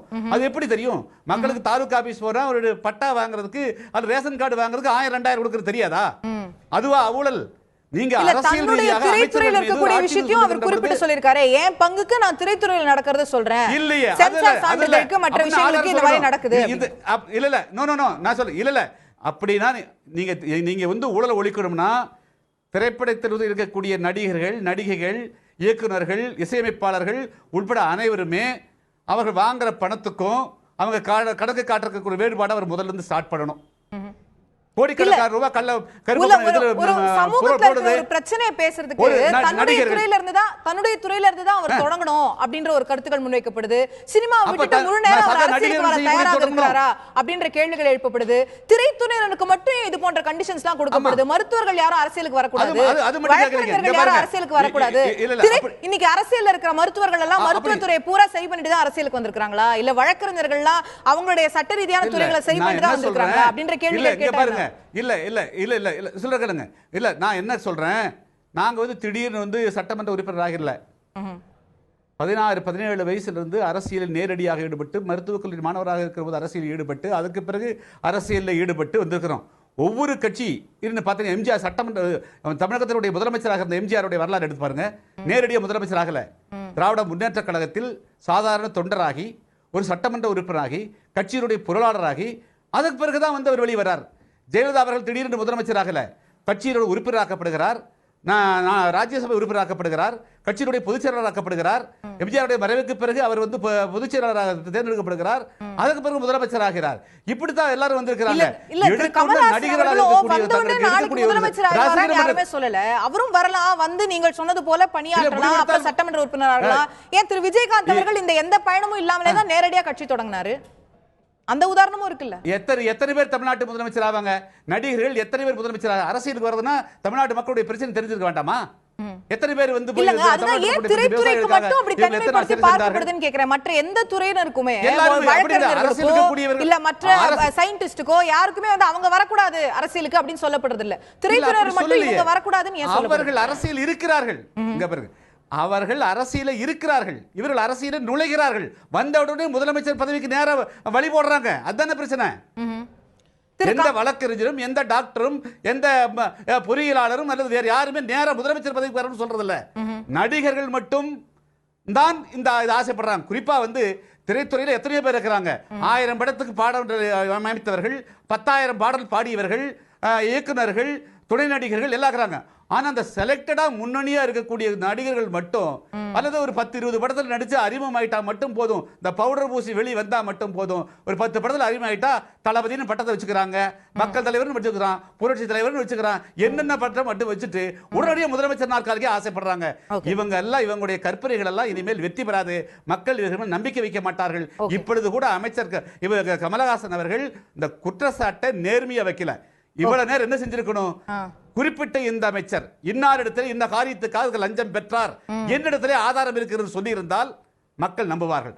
அதை விட்டுட்டு நீங்க மக்களாதிக்கு தெரியும் நடிகர்கள் இப்ப என்ன அவரு எஸ்கேப் பண்றாரு. முன்னணி நடிகர்கள் தங்களுடைய பாப்புலாரிட்டியை பயன்படுத்தி அவங்க வந்து நேரடியா முதலமைச்சர் ஆகணும்னு முயற்சிக்கிறாங்கன்னு உங்களுடைய குற்றச்சாட்டு சொல்றீங்க.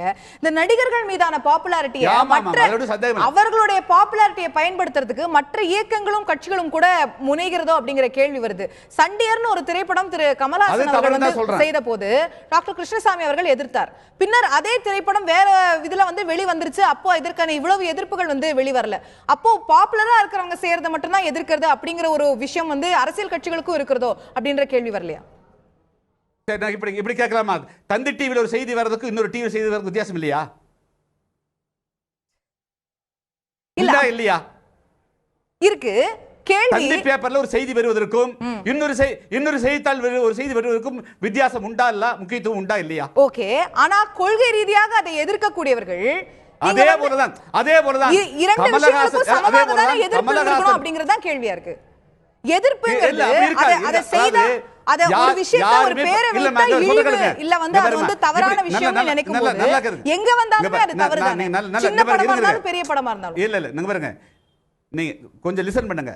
யாருமே பார்க்காத ஒரு டிவி, கேபிள்லையும் கூட வராத ஒரு டிவியில அவங்களா ஓட்டி பாத்துக்கிறாங்க. அல்லது 100 பேர் 1000 பேர் கூட பார்க்காத ஒரு டிவியில் வந்துக்கிற செய்திக்கு யாராவது வந்து பதில் சொல்ல முடியுமா? அதே போல 10,000 பேர் கூட பார்க்காத ஒரு நாளும் கூட ஒரு ஷோ கூட ஓடாத ஒரு படத்துக்கு போய் பதில் சொல்லிருக்க முடியுமா? கமலஹாசன் என்பவர் லீடிங் ஒரு முன்னணி திரைப்பட நடிகர். அவர் வந்து ஒரு விஷயத்தை சித்தரிக்கிறார் என்று சொன்னால் அதுக்கு ஒரு முக்கியத்துவம் உண்டு.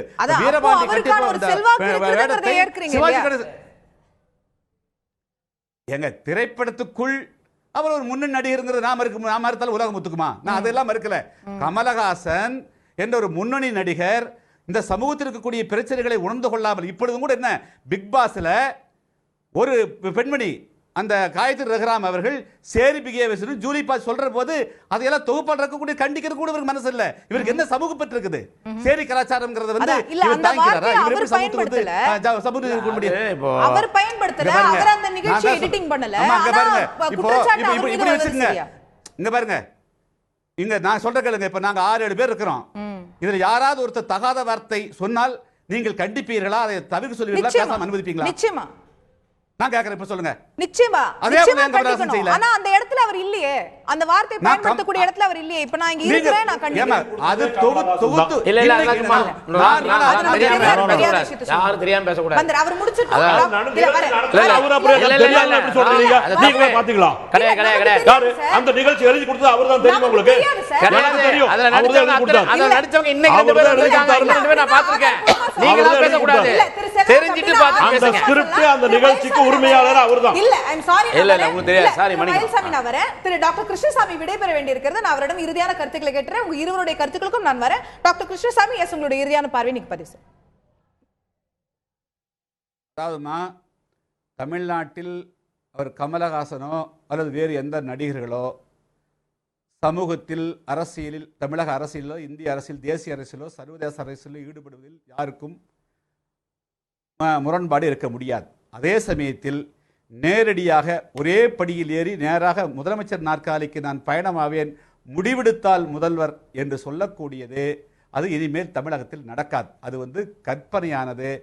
அது இது இனிமேல் அது நடிகர்கள், அதாவது திரைப்படத்தில் தாங்கள் பெற்ற செல்வாக்கை பயன்படுத்தி கொண்டு தங்கள் பின்னாலே ஒரு சில குறிப்பிட்ட 1000 ரசிகர்கள் இருக்கிறார்கள் என்பதை பயன்படுத்தி கொண்டு தமிழகத்தினுடைய ஆட்சி கட்டினை பிடிக்க முடியும், முதல்வராக முடியும் என்ற கற்பனை அது கற்பனையாகவே இருக்கும், கனவாகவே இருக்கும். அது ஒரு நாளும் அது நிறைவேறாது. ரைட், அதே உங்களோட இறுதியான கருத்தா புரிஞ்சுக்கிறேன். நன்றி டாக்டர் கிருஷ்ணசாமி. தற்போது நம்மிடையே தமிழக காங்கிரசுடைய மாநில தலைவர் திரு திருநாவுக்கரசர் அவர்கள் நம்மிடையே தொலைபேசி வாயிலாக இணைந்திருக்கிறார். வணக்கம் திரு திருநாவுக்கரசர். திரு கமல்ஹாசன் அவர்கள் லேட்டஸ்டா வெளியிட்டிருக்கக்கூடிய அறிக்கையை பார்த்திருப்பீர்கள்.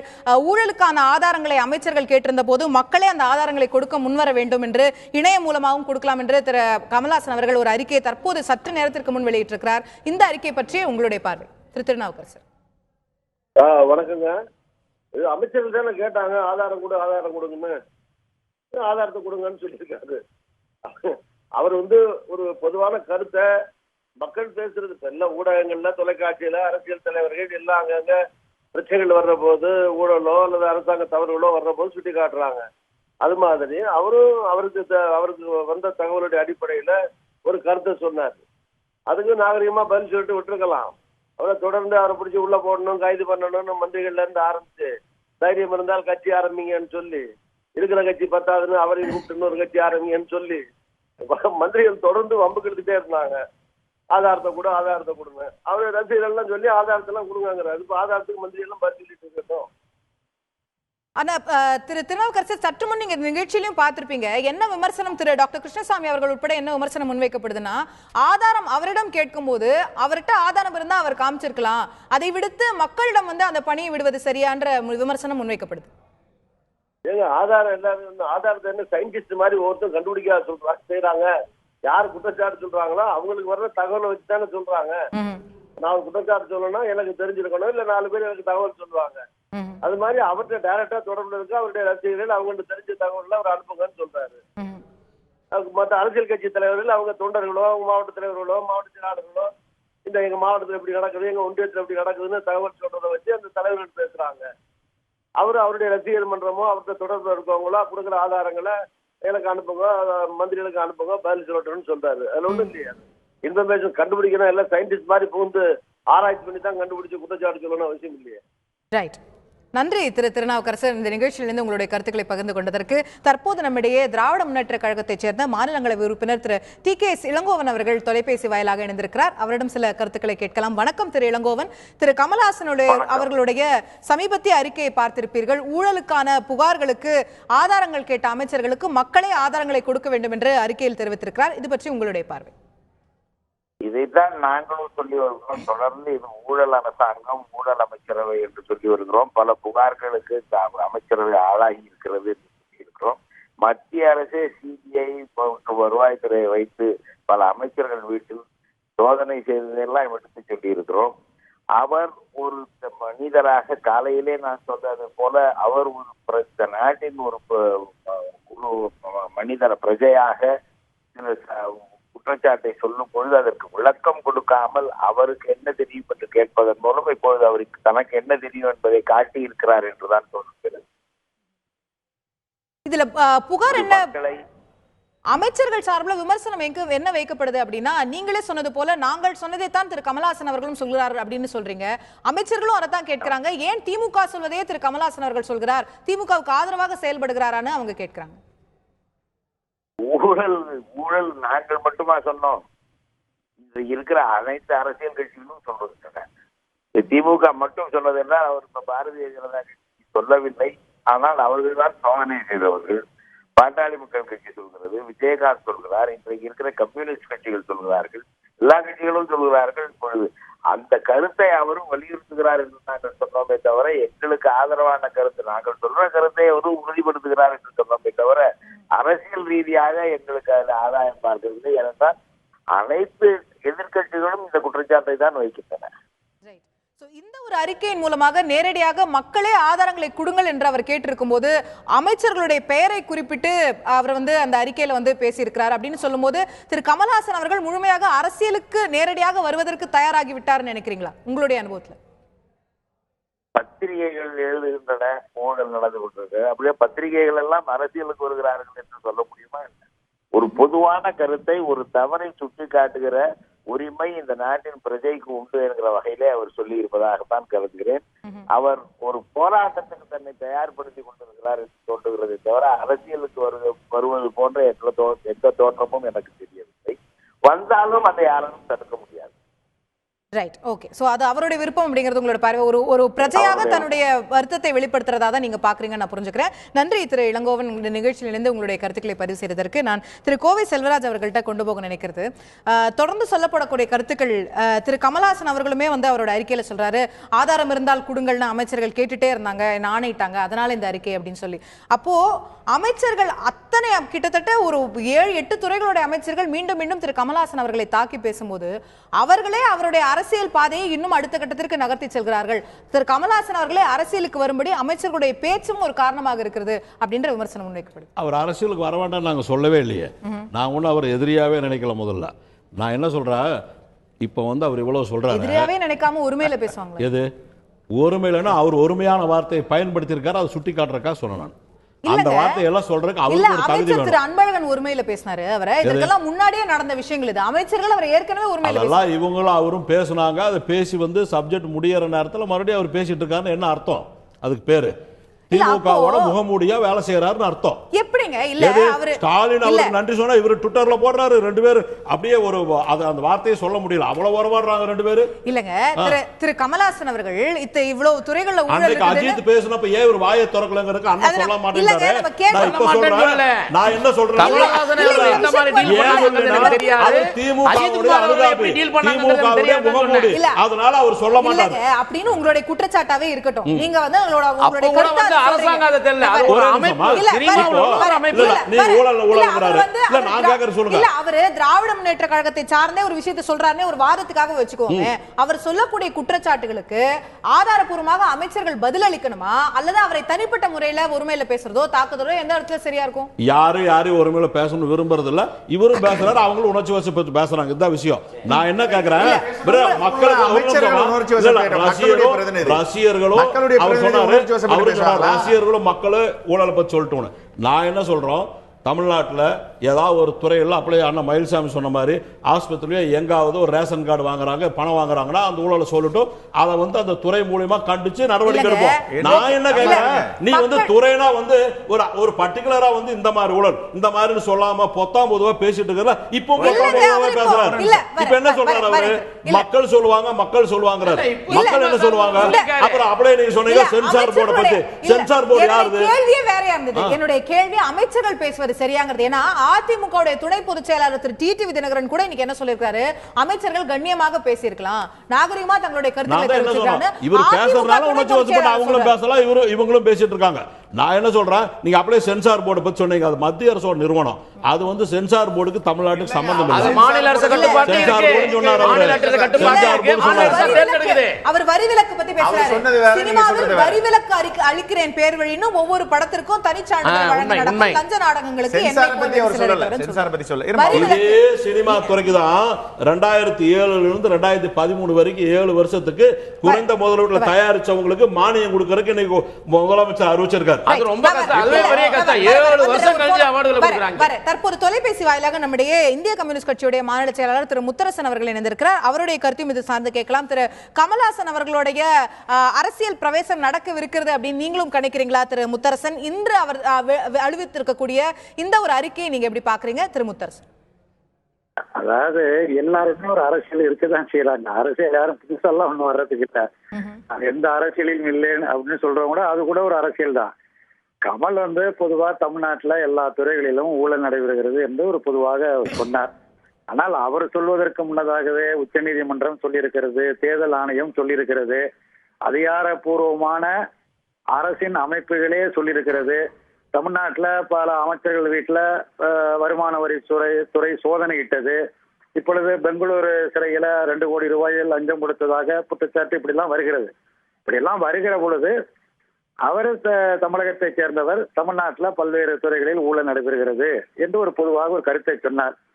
அதை அவ்வாறு நடைபெறவில்லை என்று அமைச்சர்கள் மறுக்கலாம், அது ஒன்றும் தவறில்லை. அதற்கு மாறாக ஒருமையில் பேசுவது, ஒருமையில் திட்டுவது என்பது ஏற்புடையதல்ல. அது கிட்டத்தட்ட அமைச்சர்களுடைய அறிக்கை என்பது ஒரு மிரட்டல் போக்கில், அதாவது ஒரு பெரிய அதிகாரத்தில் நாங்கள் இருக்கிறோம், நாங்க என்ன வேணாலும் பண்ணிடுவோங்கிறது மாதிரி ஒரு மிரட்டல் போக்கில் அறிக்கை விடுவது, பேசுவது அல்லது பேட்டி கொடுப்பது என்பது ஜனநாயகத்திற்கு உகந்ததே அல்ல. ஒரு கருத்தை சொன்னால் அதுக்கு மாற்று கருத்து சொல்வதற்கு எல்லோருக்கும் உரிமை உண்டே தவிர எந்த ஒருவரையும் யாரும் மிரட்டுவதற்கு யாருக்கும் அதிகாரம் அளிக்கல. அந்த துணியில் வந்ததால் தான் இந்த பிரச்சனை இன்றைக்கு வருகிறது. அவர் நான் ஏற்கனவே அரசியல் இருக்கிறேன் அப்படின்னு சொல்றாரு. அரசியல்ல யாரு வேணாலும் வரலாம், அரசியல்ல பயணிக்கலாம், நடிகர்கள் எல்லாம் வந்து பேசக்கூடாது அப்படின்னா அப்படி சொன்னாலே அதிமுகங்கிற கட்சியே முதல்ல இருக்காது.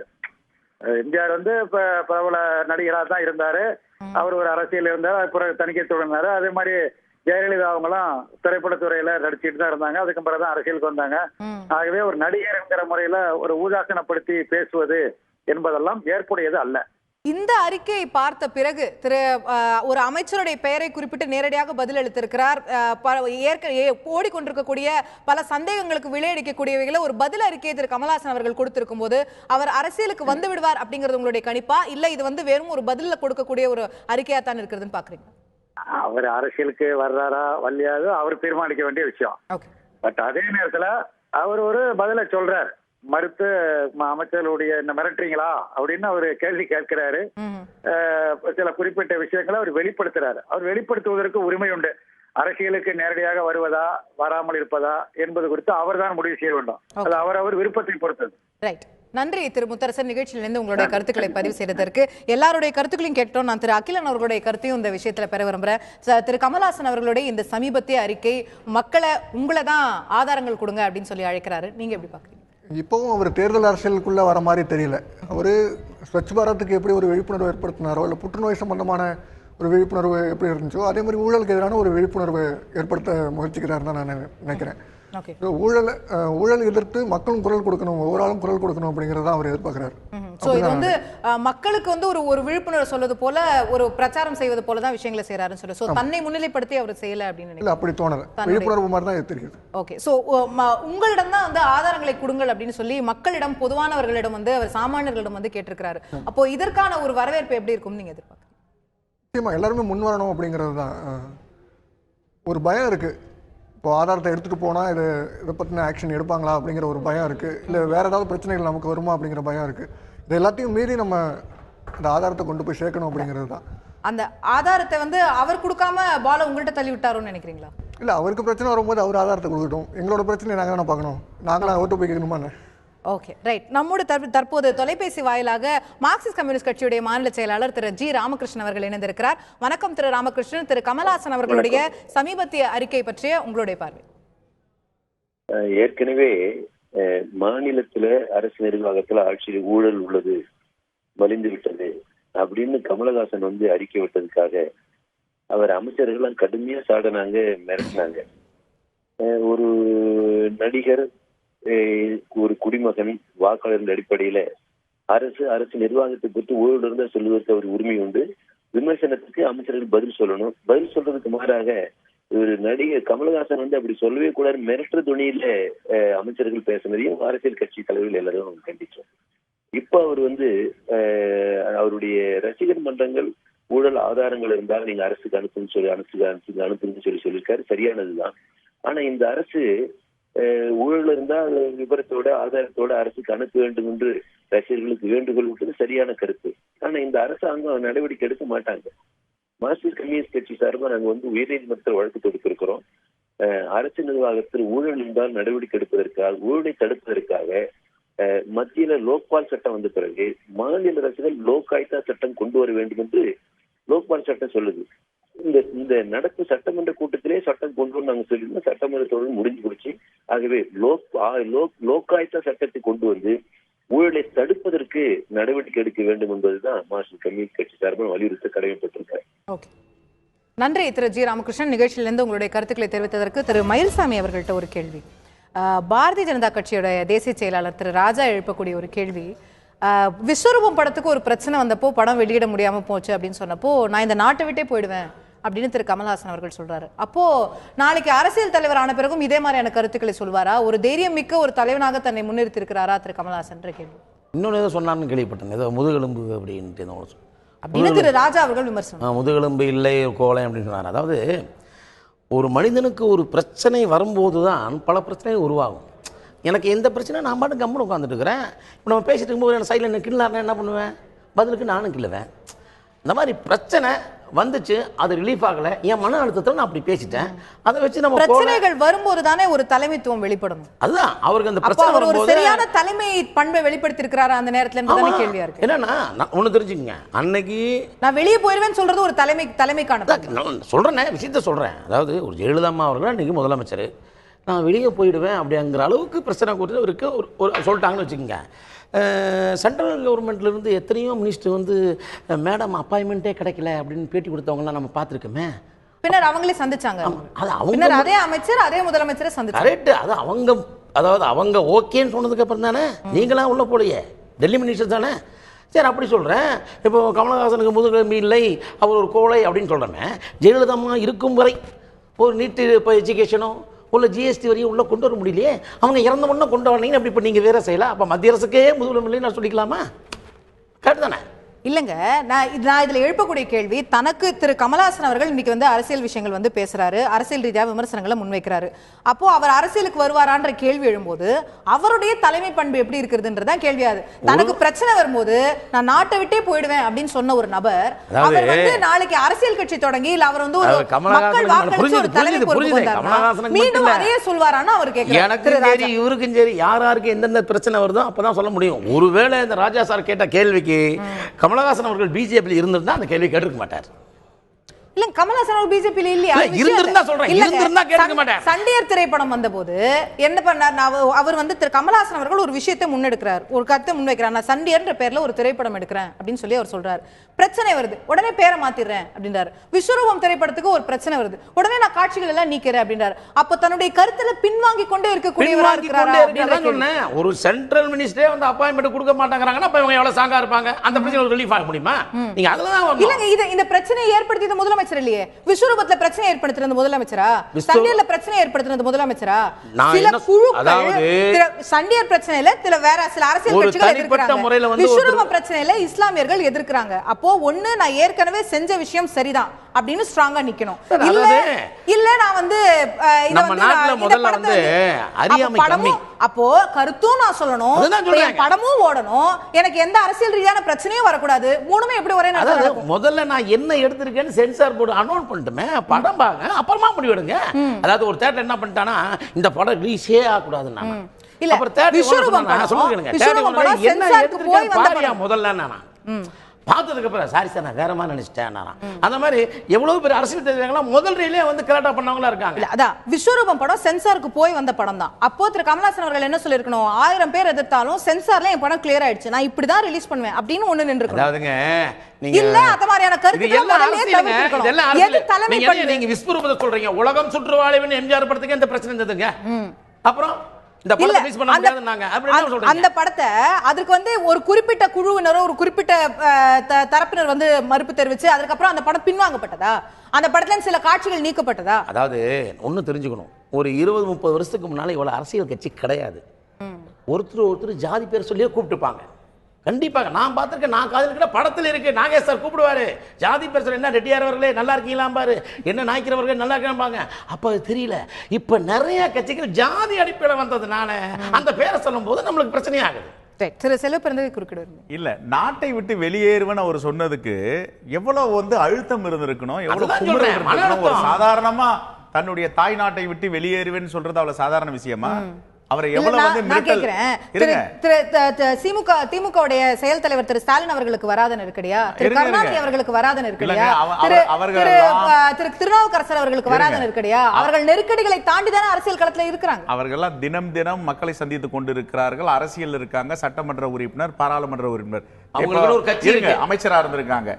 இவர்கள்லாம் இது பக்குவப்பட்டவர்கள். ஒரு திரைப்படத்துறையில இருக்கிற ஒரு கதாநாயகனாக நடித்துக் கொண்டு இருக்கின்ற ஒரு பன்முகம் உள்ள கலைஞரை நெருக்கடி மேல் நெருக்கடி கொடுத்தா அவர் நாட்டை விட்டு வெளியேறேன்னு சொன்னா என்ன தப்பு? நான் கேட்கிறேன். இன்னைக்கு சட்டமன்றத்தை விட்டு வெளியேறாங்க, சட்டமன்றத்தை விட்டு வெளியேறுகிறேன்னு சொல்றாங்க. அப்ப அவங்க வந்து இந்த நாட்டுக்கு எதிரானவர்களா? பாராளுமன்றத்தை விட்டு வெளியேறுகிறேன்னு சொல்றாங்க, நாட்டுக்கு எதிரானவர்களா? இல்லங்க, நாட்டுக்கு எதிரானவர்களான்ற பேச்சே இங்க வரல. எல்லாரும் என்ன சொல்ல வரீங்க? நீங்க நாட்டை விட்டு வெளியேறேன்னு சொன்னவர் தலைமை, தைரியம், அதற்கான அதை எதிர்கொள்ளக்கூடிய துணிச்சல், அதுதான் பேச்சு. சட்டமன்றத்தில் வெளியேறுவேன்னு சொல்றாங்க, நான் சட்டமன்றத்தை விட்டு வெளியேறு வெளியேறுகிறேன் கண்டிக்கிறேன் சொன்னா அது துணிவில்லையா? இல்ல திரும்ப போய் உட்கார்றாங்கல்ல, திரும்ப போய் அதுதானங்க. இல்ல திரு ஸ்டாலின் அவர்களுக்கு எமர்ஜென்சி எப்போ வராத நெருக்கடியா, திரு கருணாநிதி அவர்களுக்கு வராத நெருக்கடியா? அப்ப அவர் சொல்றாருங்க நான் நாட்டை விட்டு போயிடுறேன் அவங்க எல்லாம் சொன்னாங்களா? நான் வந்து கமலஹாசன் நாட்டை விட்டு போயிடுவேனா அப்ப இந்த அளவுக்கு அவர் வேதனைப்பட்டு பாருங்கன்னு தான் சொல்றேன். ஜஸ்டிஃபை பண்ணல. அவருக்குள்ள நெருக்கடி அந்த காலத்துல எப்படி இருந்திருக்குன்னா, இப்ப சில பேர்லாம் யோசிச்சது உண்டு, பேசியிருக்காங்க என்கிட்டயே. என்ன சொல்லுவாங்கன்னா, மிகப்பெரிய நெருக்கடியா இருக்குங்க, வாழவே விட மாட்டாங்க, இதை நாட்டை விட்டு போலான் இருக்காங்கன்னா அது கும்பரல், உள்ள கும்பரல் தான் வெளிப்படுத்துறாங்க. இதையே குற்றம்னு சொல்ல முடியாது. அவர் கருத்தை சொல்றாருன்னா, இன்னைக்கு எவ்வளவு பெரிய மேதைகள்லாம் நாட்டை விட்டு வெளியே போய் படிச்சுட்டு வந்திருக்காங்க, நாட்டை விட்டு இங்க சாதாரண சூழல் இல்லைன்னு வெளியேறாங்க. இதை குற்றச்சாட்டா சொல்ல வேண்டாம். ஓகே, நான் திரு செல்வராஜ் அவர்கள்ட்ட கேட்கிறேன். நாட்டை விட்டே போனாரும் திரு கமலஹாசன் அவர்கள் சொன்னார் என்ற ஒரு விமர்சனம் வருது. ஆனா இவர்கள் ரெண்டு பேருமே சொல்லக்கூடிய கருத்தை பாருங்க. எந்த அளவிற்கு அவர் மேல அழுத்தம் இருந்திருந்தால் ஒரு கலைஞர் அது வேற சர்ச்சையில சொன்னாங்க, எந்த அளவிற்கு அவர் மேல அழுத்தம் இருந்திருந்தால் அவர் அந்த விஷயத்தை சொல்லுவார். அன்னைக்கு ஆளுகிற அரசாங்கம் அவரோடு துணை நின்றிருந்தால் திரு கமலஹாசன் அவர்கள் அதை சொல்ல வேண்டிய கட்டாயம் ஏற்பட்டிருக்குமா? ஆளுகிற அரசாங்கம் துணை நிற்காம கிடையாது. துணை நிற்காமையோ அது பேச்சுவார்த்தையில் பேசி அது முறையா முடிச்சு அந்த படம் ரிலீஸ் அவர் எதுக்காக சொன்னாருமா? ஒரு நிமிஷம் சொல்றேன் கேளுமா. ஒரே நிமிஷம், அது என்னாச்சு படத்துக்காக அவருக்கு முழுமையா பாதுகாப்பு கொடுத்து அந்த படம் ரிலீஸ் பண்ணாரு. அப்ப ஹெல்ப் பண்ணாம இருந்தா படம் வெளியே வந்திருக்குமா? தமிழக அரசு தான் பண்ணி கொடுத்தது. நான் ஒன்று சொல்றேன் கேட்டுக்கு, எதுக்காக அந்த அழுத்தம் வந்ததுன்னா, அழுத்தம் அல்ல அதுக்கு பேரு. அவர் பல கோடி ரூபாய் கடன் வாங்கி அந்த படத்துக்கு வேலை செஞ்சுட்டேன், அந்த படம் ரிலீஸ் ஆகுதுன்னா நான் வந்து இந்த நாட்டு விட்டு போக வேண்டிய சூழல் வரும்னு சொன்னார். நீ பணம் வாங்கி கடன் போடுங்க, பண்ணுங்க வேண்டாங்களா?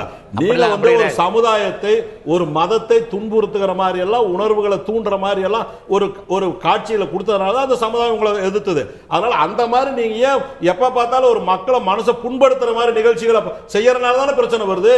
நீ எல்லாரும் மாதிரி படம் நல்லா பண்ணிட்டு போகல, மத்தவங்க படத்துல அப்படி இல்லை பிரச்சனை. அவங்க வந்து எல்லா மக்களும் மதிக்கிற மாதிரி எல்லா மதத்தினரும் ஏத்துக்கிற மாதிரி படம் எடுக்கிறாங்க. அந்த மாதிரி இல்லாம எப்ப பார்த்தாலும் ஒரு அதாவது கண்கட்ட பிற சூரிய நமஸ்காரம் பண்ற மாதிரி இப்ப சினிமா வாய்ப்பு இல்லாத போது அவர் இதெல்லாம் பேசிட்டு இருக்காரு. ஏத்துக்குவீங்க, திரு செல்வராஜ் அவர்களே ஏத்துப்பாரு. தமிழகத்தின் ஆகச்சிறந்த கலைஞர்களில் நடிகர்களில் ஒருவராக திரு கமலஹாசன் அவர்கள் இருக்கிறார். அது யார் குறை சொல்ல இல்லையா? அப்போ அவருடைய படத்துக்கு ஒரு பிரச்சனை வருதுன்னு சொல்லும்போது அரசாங்கம் அவரிடம் துணை நிற்காமல் இதுக்கெல்லாம் பாதுகாப்பு கிடையாது. துணை நிற்கிறது இல்ல. அன்றைய முதலமைச்சர் ஜெயலலிதா அவர்கள் என்ன சொன்னாங்க? இதுக்கெல்லாம் நாங்க வந்து பாதுகாப்பு அவர் வந்து அவர் என்ன முறையா அவர் வந்து என்னுடைய படத்துல பிரச்சனைங்கிறது வந்து அணுகி அவர் நேரம் கேட்டோன்னு சந்திக்கவே இல்லையே. எப்ப வந்து சந்திச்சாரு? கேட்டாரா? இவர் நாங்க போய் பயந்து சினிமாவில் வந்து உங்க படத்துக்கு ஏதாவது பிரச்சனைகளை நான் போய் கேட்க. அதுக்கு பிறகு அவர் சந்திச்சுதானே நீங்க பிரச்சனைகள் மூணு தரப்பு பேச்சுவார்த்தைகள் நடந்தது. அவர் சந்திக்காம இருந்ததா? இது நீங்க சொல்ற கருத்துக்கு அப்புறம் அப்ப அரசாங்கம் உதவி பண்ணாம அவருடைய படம் ரிலீஸ் பண்ணி நல்ல முறையா பண்ணிட்டாங்க. அப்ப முதல்ல அரசாங்கம் அவரை எதிர்க்கும், அப்புறம் எதிர்க்கிறதே இல்ல.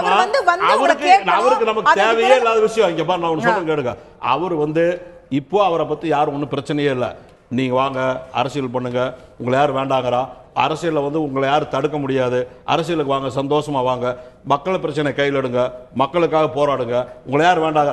மக்களுடைய பிரச்சனை என்னன்னே சொல்லாம பொத்தாம் பொதுவா சொல்லாதுன்னா இன்னும் எத்தனை தடவை அவரும் அந்த பதில் என்ன சொல்றாரு? பொத்தாம் பொதுவா தான் சொல்றாரு. மக்கள் சொல்லுவார். மக்கள் என்ன மக்கள் சொல்லுவாங்க தெரியாம ரோட்ல சைக்கிள்ல போகும்போது ஒரு முட்டை வச்சுட்டா போலீஸ் கேஸ் போடுன்னு சொல்லுவாங்க. நீங்க என்ன சொல்றீங்க சார்? அவர் தொடர்ந்து அதிமுக மீதே விமர்சனங்களை வைக்கிறாரு, எங்களுக்கு எதிராக அவர் செயல்படுறாரு நீங்க சொல்றீங்க. நான் என்ன கேக்குறேன், அவர் வந்து திமுகவுடைய அனுதாபி. நீங்க தான் பதில் சொல்ல போறீங்க, நான் கேள்வி முடிச்சிடறேன். நீங்க சொல்றீங்க அவர் அதிமுகவுக்கு எதிராக செயல்படுறாரு. நான் என்ன கேட்கிறேன், சண்டியர் போதோ விஸ்வரூபத்தின் போதோ நீங்க அவரோட தோளோட தோள் நின்றிருந்தீர்கள் என்றால் அவர் உங்களை ஏன் விமர்சிக்க போறாரு? அப்ப நீங்களும் அவருக்கு எதிராக செயல்பட்டு இருக்கீங்க. அவருக்கு தோளோட தோள் நிக்கிறதுக்கு நாங்கன்னு எங்க கட்சியில ஒரு உறுப்பினரா? அவருக்கு ஏதாவது ஆபத்து வந்தா காப்பாத்துறோம். சினிமா வேற சினிமா யார் இந்த மாதிரி சினிமா உலகத்துலமா சினிமாவுக்கு வந்து நாங்க செஞ்ச மாதிரி யாரும் உதவியே செஞ்சிட மாட்டாங்க. ஒரு நிமிஷம் நான் சொல்றேன். அதாவது ஒரே ஒரு தொலைக்காட்சி நிறுவனம் இருக்கும்போது ஒரு ஆட்சியில யார் திரைப்படம் விட்டாலும் அவங்களுக்கு தான் விற்கணும். மீறி வித்தா அந்த படம் நடத்த முடியாது, படம் எடுக்க முடியாது. அப்படி இருந்த ஒரு அராஜகமெல்லாம் இருந்தது. இன்னைக்கு வந்து அம்மா ஆட்சியில தான் வந்து திரைப்படத்தினருக்கு வந்து எல்லா விதத்திலும் எல்லா செலவையும் கொடுத்தாங்க, எல்லாம் பண்ணி இருக்கிறோம். இவருக்கு தனிப்பட்ட முறையா பின்னால போய் தூக்கி நிக்க வேண்டிய அவசியம் இல்ல எங்களுக்கு. யாருக்கு யார் படத்துல பிரச்சனையோ பிரச்சனை இருக்கிறவங்க அரசாங்கணும், காவல்துறை உனக்கு என்ன பாதுகாப்பு கேளு. அதை விட்டு போட்டு உங்களை தொலைவிட்டு யாரும் வர வேண்டிய அவசியம் இல்லைன்னு சொல்றீங்க. நீங்க தான் சொல்றீங்க அவர் ஒரு ஆகச்சிறந்த கலைஞர்னு சொல்லி. அவர் வந்து ஒரு கலைஞர்னா அதுக்காக அவர் பின்னால அரசு போய் நிக்க வேண்டுமா? சுதந்திரத்தை காக்க வேண்டியது நான் தெரியாம கேக்குறேன். இவர் பின்னால போய் யாரும் நிக்க வேண்டிய அவசியம் இல்ல. இவருக்கு தேவைன்னா இவர் வந்து இப்ப ஒரு பொதுமக்கள் தான் இவரு மனிதர் தானமா? எல்லா மக்கள் மாதிரி இவர் ஒரு பொது மனிதர் தானே? அப்ப அவர் மட்டும் பேசுறாரு. ஆனா செல்ல பெருந்தையா இருக்கட்டும், இவராகட்டும், வயல்சாமி அண்ணா இருக்கட்டும், இவங்க பிரச்சனைனா இவங்க தான் போய் ஒருத்தர் அணுகி சார் இந்த மாதிரி பிரச்சனை இருக்கு, அது முடிச்சு வைங்கன்னு கேட்கணும் போலியா? சார் உங்களுக்கு ஏதாவது பிரச்சனையானு வந்து கேட்க முடியுமா? இல்ல சார், நான் வந்து இந்த நாட்டுடைய ஒரு குடிமகன், அதுதான் சொல்ல வர்றேன். இல்ல ஒரு நிமிஷம் சார், ஒரு குறிப்பிட்ட ஒரு குழுவினரோ ஒரு அரசியல் கட்சியினரோ ஒரு சமூகத்தினரோ வந்து எனக்கு எதிராக என்னுடைய கருத்து சுதந்திரம் பாதிக்கும் வகையில செயல்படுறாங்க அப்படின்னா நம்ம வந்து முறையிட்டாதான் அரசாங்கம் நடவடிக்கை எடுக்குமா? அதை வந்து ஒரு பொது வெளியில நடக்கக்கூடிய ஒரு விஷயம், பொதுவான பிரச்சனை, அவருடைய சொந்த பிரச்சனை. அந்த சினிமா அவருடைய சொந்த சினிமாவுக்கு போய் பொதுமக்கள் பிரச்சனையா? அது நான் தெரியாம உங்களுக்கு பொதுமக்கள் பிரச்சனையா? பொதுமக்கள் பிரச்சனையாகிற அவர் நடிச்சு வாங்குற பணத்துல பூரா ஏழை மக்களுக்கு பூரா எடுத்து செயல்படுறாரா? 10 பைசா எந்த ஜனங்களுக்கும் கொடுக்காதவங்க தான் இவ்வளவு அக்கறை எடுத்து பேசிட்டு இருக்காங்க. எந்த மக்களுக்கு என்ன பண்ணிருக்காங்க? நான் இப்போ கேக்குறேமா, திமுகவுடைய துணை அவருக்கு இருக்குங்கிறனால இது மாதிரிலாம் பேசுறாரு.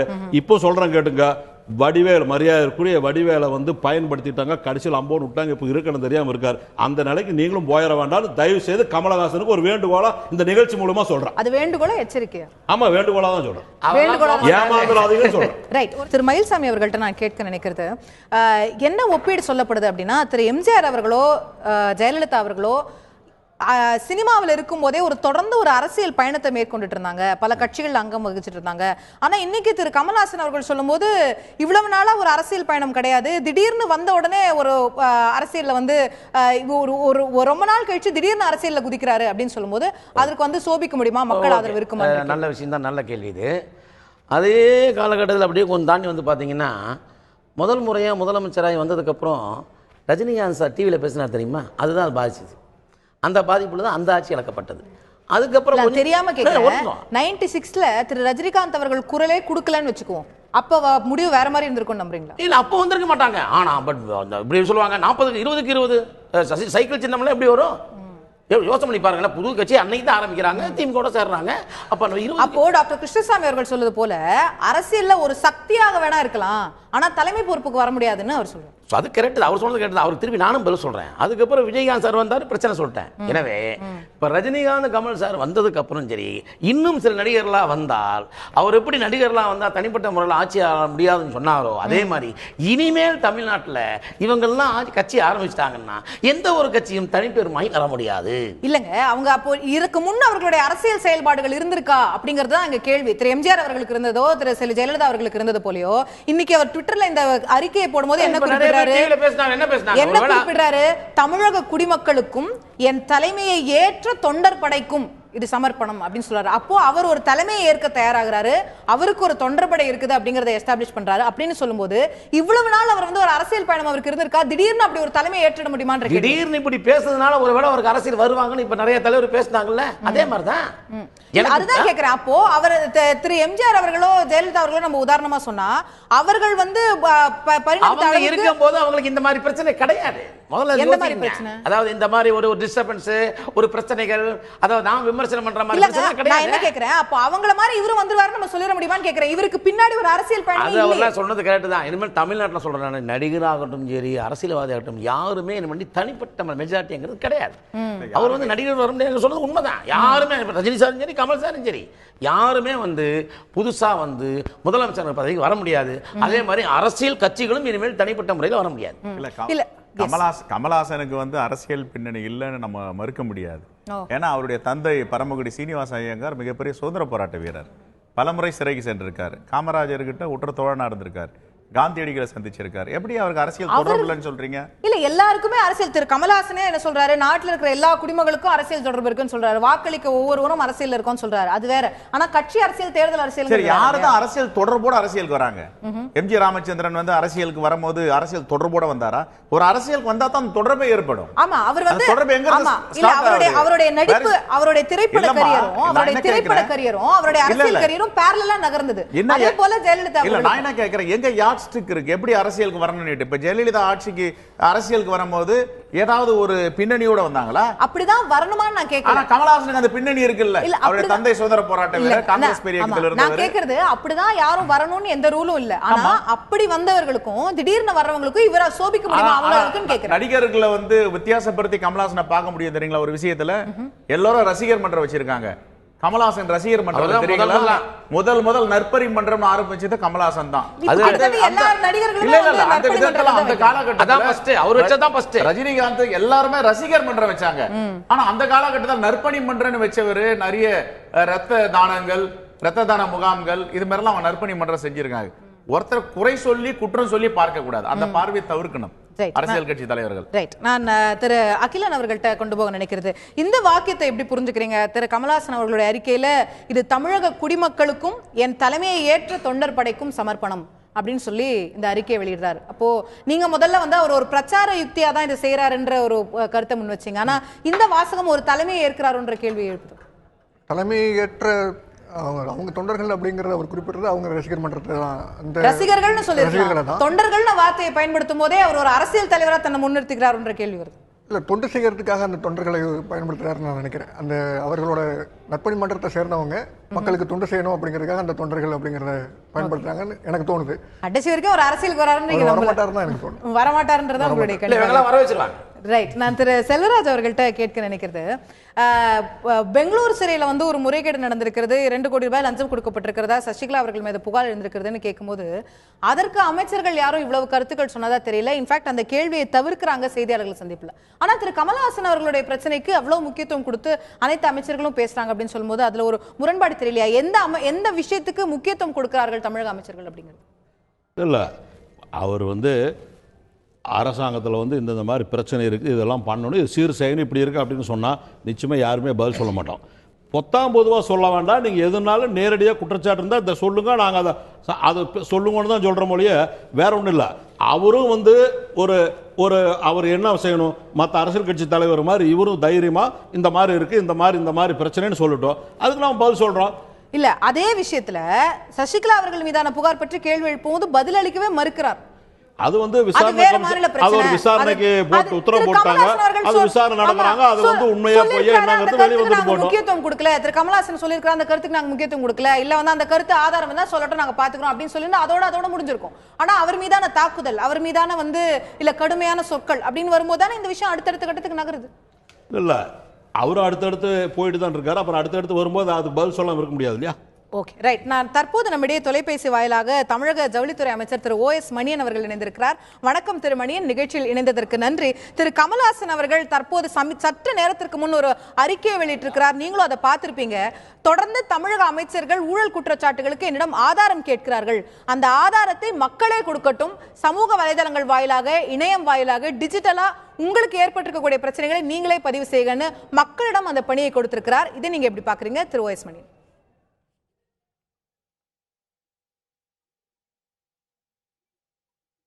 திரு மணியன் தொடர்பில் இருக்கீங்களா? வணக்கம் சார். திரு கமலஹாசன் அவர்கள் சமீபத்தில் தற்போது வெளியிட்டிருக்கக்கூடிய அறிக்கை பற்றி தான் என்னுடைய கேள்வி. தமிழக அமைச்சர்கள் எல்லாருமே ஊழல் குற்றச்சாட்டுகளுக்கு ஆதாரம் வேணும் அப்படிங்கிற விஷயத்தை தொடர்ந்து முன்வச்சிட்டு இருந்தீங்க. அதற்கான ஒரு அறிக்கை இப்ப வெளியிட்டிருக்கார், மக்களே அந்த ஆதாரத்தை முன்வைக்கணும் அப்படின்னு கோரியிருக்கிறார். உங்களுடைய பதில்?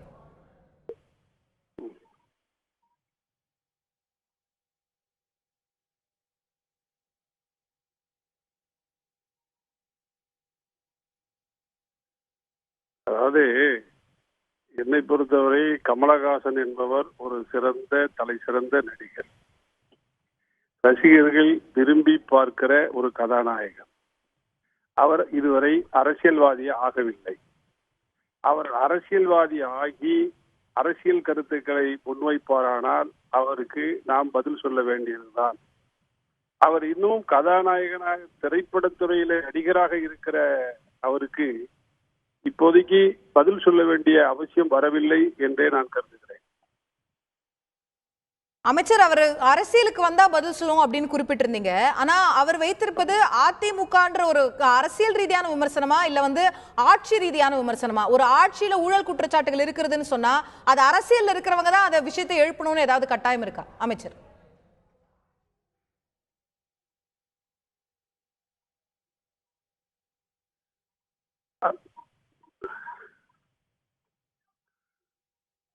அதாவது திரைப்பட சிறந்த நடிகராக இருந்த திரு சோ அவர்கள் அரசியல் தொடர்புடைய பல்வேறு விமர்சனங்களை, தினம் தினம் வரக்கூடிய அரசியல் விமர்சனங்களை இந்திய நாடு அளவில் வரக்கூடிய அரசியல் விமர்சனங்களை தேசிய அளவிலும் மாநில அளவிலும் பிராந்திய கட்சிகள், தேசிய கட்சிகள் அவர்களுக்கு இருக்கிற அந்த பிரச்சனைகளை எல்லாம் அலசி ஆராய்ந்தவர் நடிகர் சோ அவர்கள், அமரர் சோ அவர்கள். அந்த சோ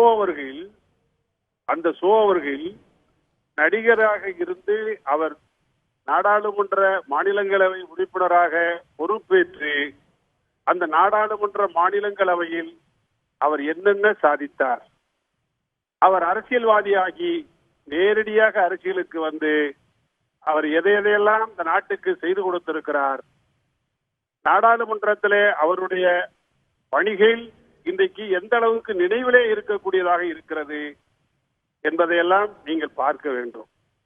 அது மட்டுமல்ல, நம்முடைய தமிழகத்தினுடைய தலை சிறந்த நடிகராக இருந்தவர், செவாலிய விருது பெற்றவர் மதிப்பிற்குரிய சிவாஜி கணேசன் அவர்கள். அந்த சிவாஜி கணேசன் அவர்கள் அரசியலுக்கு வந்தார், தேர்தல் களத்திலே நின்றார், மிக மோசமாக தோற்றார். அவரை விட தலை சிறந்த நடிகர் ஒருவர் என்று யாரையும் சொல்ல முடியாது. அமைச்சர் குறுக்கிடுறதுக்கு மன்னிக்கணும். அமைச்சர் குறுக்கிடுறதுக்கு மன்னிக்கணும்.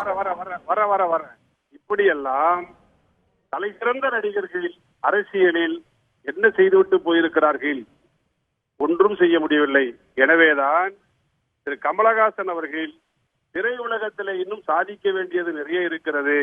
அவர் கற்று வைத்திருக்கிற, அனுபவப்பட்டிருக்கிற அந்த துறையை அவர் கவனிக்கட்டும். மற்றவர்கள் அரசியலில் இருக்கிறவர்கள் அரசியலை கவனிக்கட்டும். அமைச்சர் அவர் ஒரு திரைத்துறையில் இருக்கக்கூடிய ஒரு பிரமுகரா தான் இருக்கிறாரு, நான் மறுக்கல. அவர் இதுவரைக்கும் அரசியலுக்கு வரல. ஆனா கேள்வி என்னவாக இருக்கிறதுனா, ஒவ்வொரு குடிமகனுக்குமே ஆட்சி பற்றியோ விமர்சனங்களை சொல்வதற்கோ கேள்விகளை கேட்பதற்கோ உரிமை இல்லையா? அந்த அடிப்படையில் அவர் கேட்கலாம் இல்லையான்றதான் கேள்வியா இருக்கு.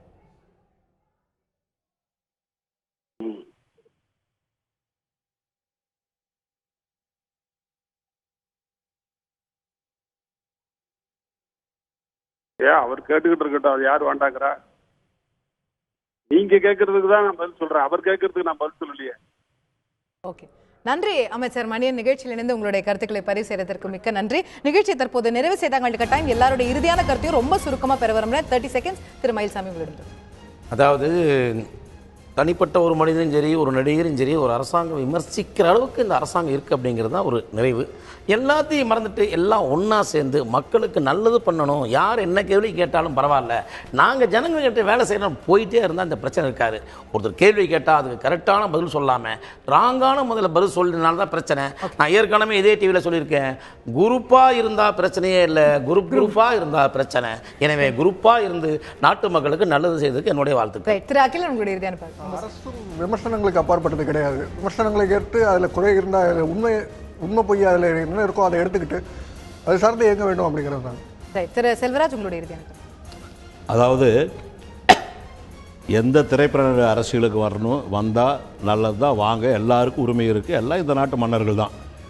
மக்கள் பிரச்சனைக்கு நீங்கள் தேவையான நேரத்தில் மக்கள் பாதிக்கின்ற பொழுது, காவேரி நீர் பிரச்சனை போல் ஒட்டுமொத்த தமிழக மக்கள் பாதிக்கின்ற பொழுது திரைப்பட நடிகர்களும் குரல் கொடுக்கணும். ஏன்னா கர்நாடகாவில் இருக்கிற மாதிரி இங்கே நடிகர்கள் ஒற்றுமை இல்லை. அதனால் நீங்கள் தயவுசெய்து உங்கள் துறையில் லட்சக்கணக்கான தொழிலாளர்கள் இருக்கிறாங்க, லைட்மேன் இருக்கிறாங்க, கேமராமேன், அவங்களுக்காக குரல் கொடுங்க, அவங்களுக்கு நல்ல வாழ்வு அமைச்சு கொடுங்க. இருக்கிறவங்களுக்கெல்லாம் அப்புறம் நீங்கள் பண்ணுங்கள். தயவுசெய்து நாட்டில் குழப்பம் பண்ணாதீங்கன்னு என்னுடைய. பரமக்குடி சீனிவாச ஐயங்கார் சுதந்திர போராட்ட வீரர், காங்கிரஸ் பேரியக்கத்தில் இருந்தவர். அவருடைய மகன் கமலஹாசன், அவரை கண்டவர்கள் எல்லாம் விமர்சனம் செய்கிறார்கள், ஏளனம் பேசுகிறார்கள் என்றால் நாங்கள் வேடிக்கை பார்க்க முடியாது. தமிழகத்தில் ஒருவனாக நாங்கள் கேட்கிறோம், முதுகெலும்பில்லாத கமலஹாசன், தைரியம் இருந்தால் வா, இப்படி நாகரிகம் இல்லாத அநாகரிகமாக பேசுகின்ற அமைச்சர்களையும் பாஜக பிரமுகர்கள் வன்மையாக கண்டிக்கிறோம்.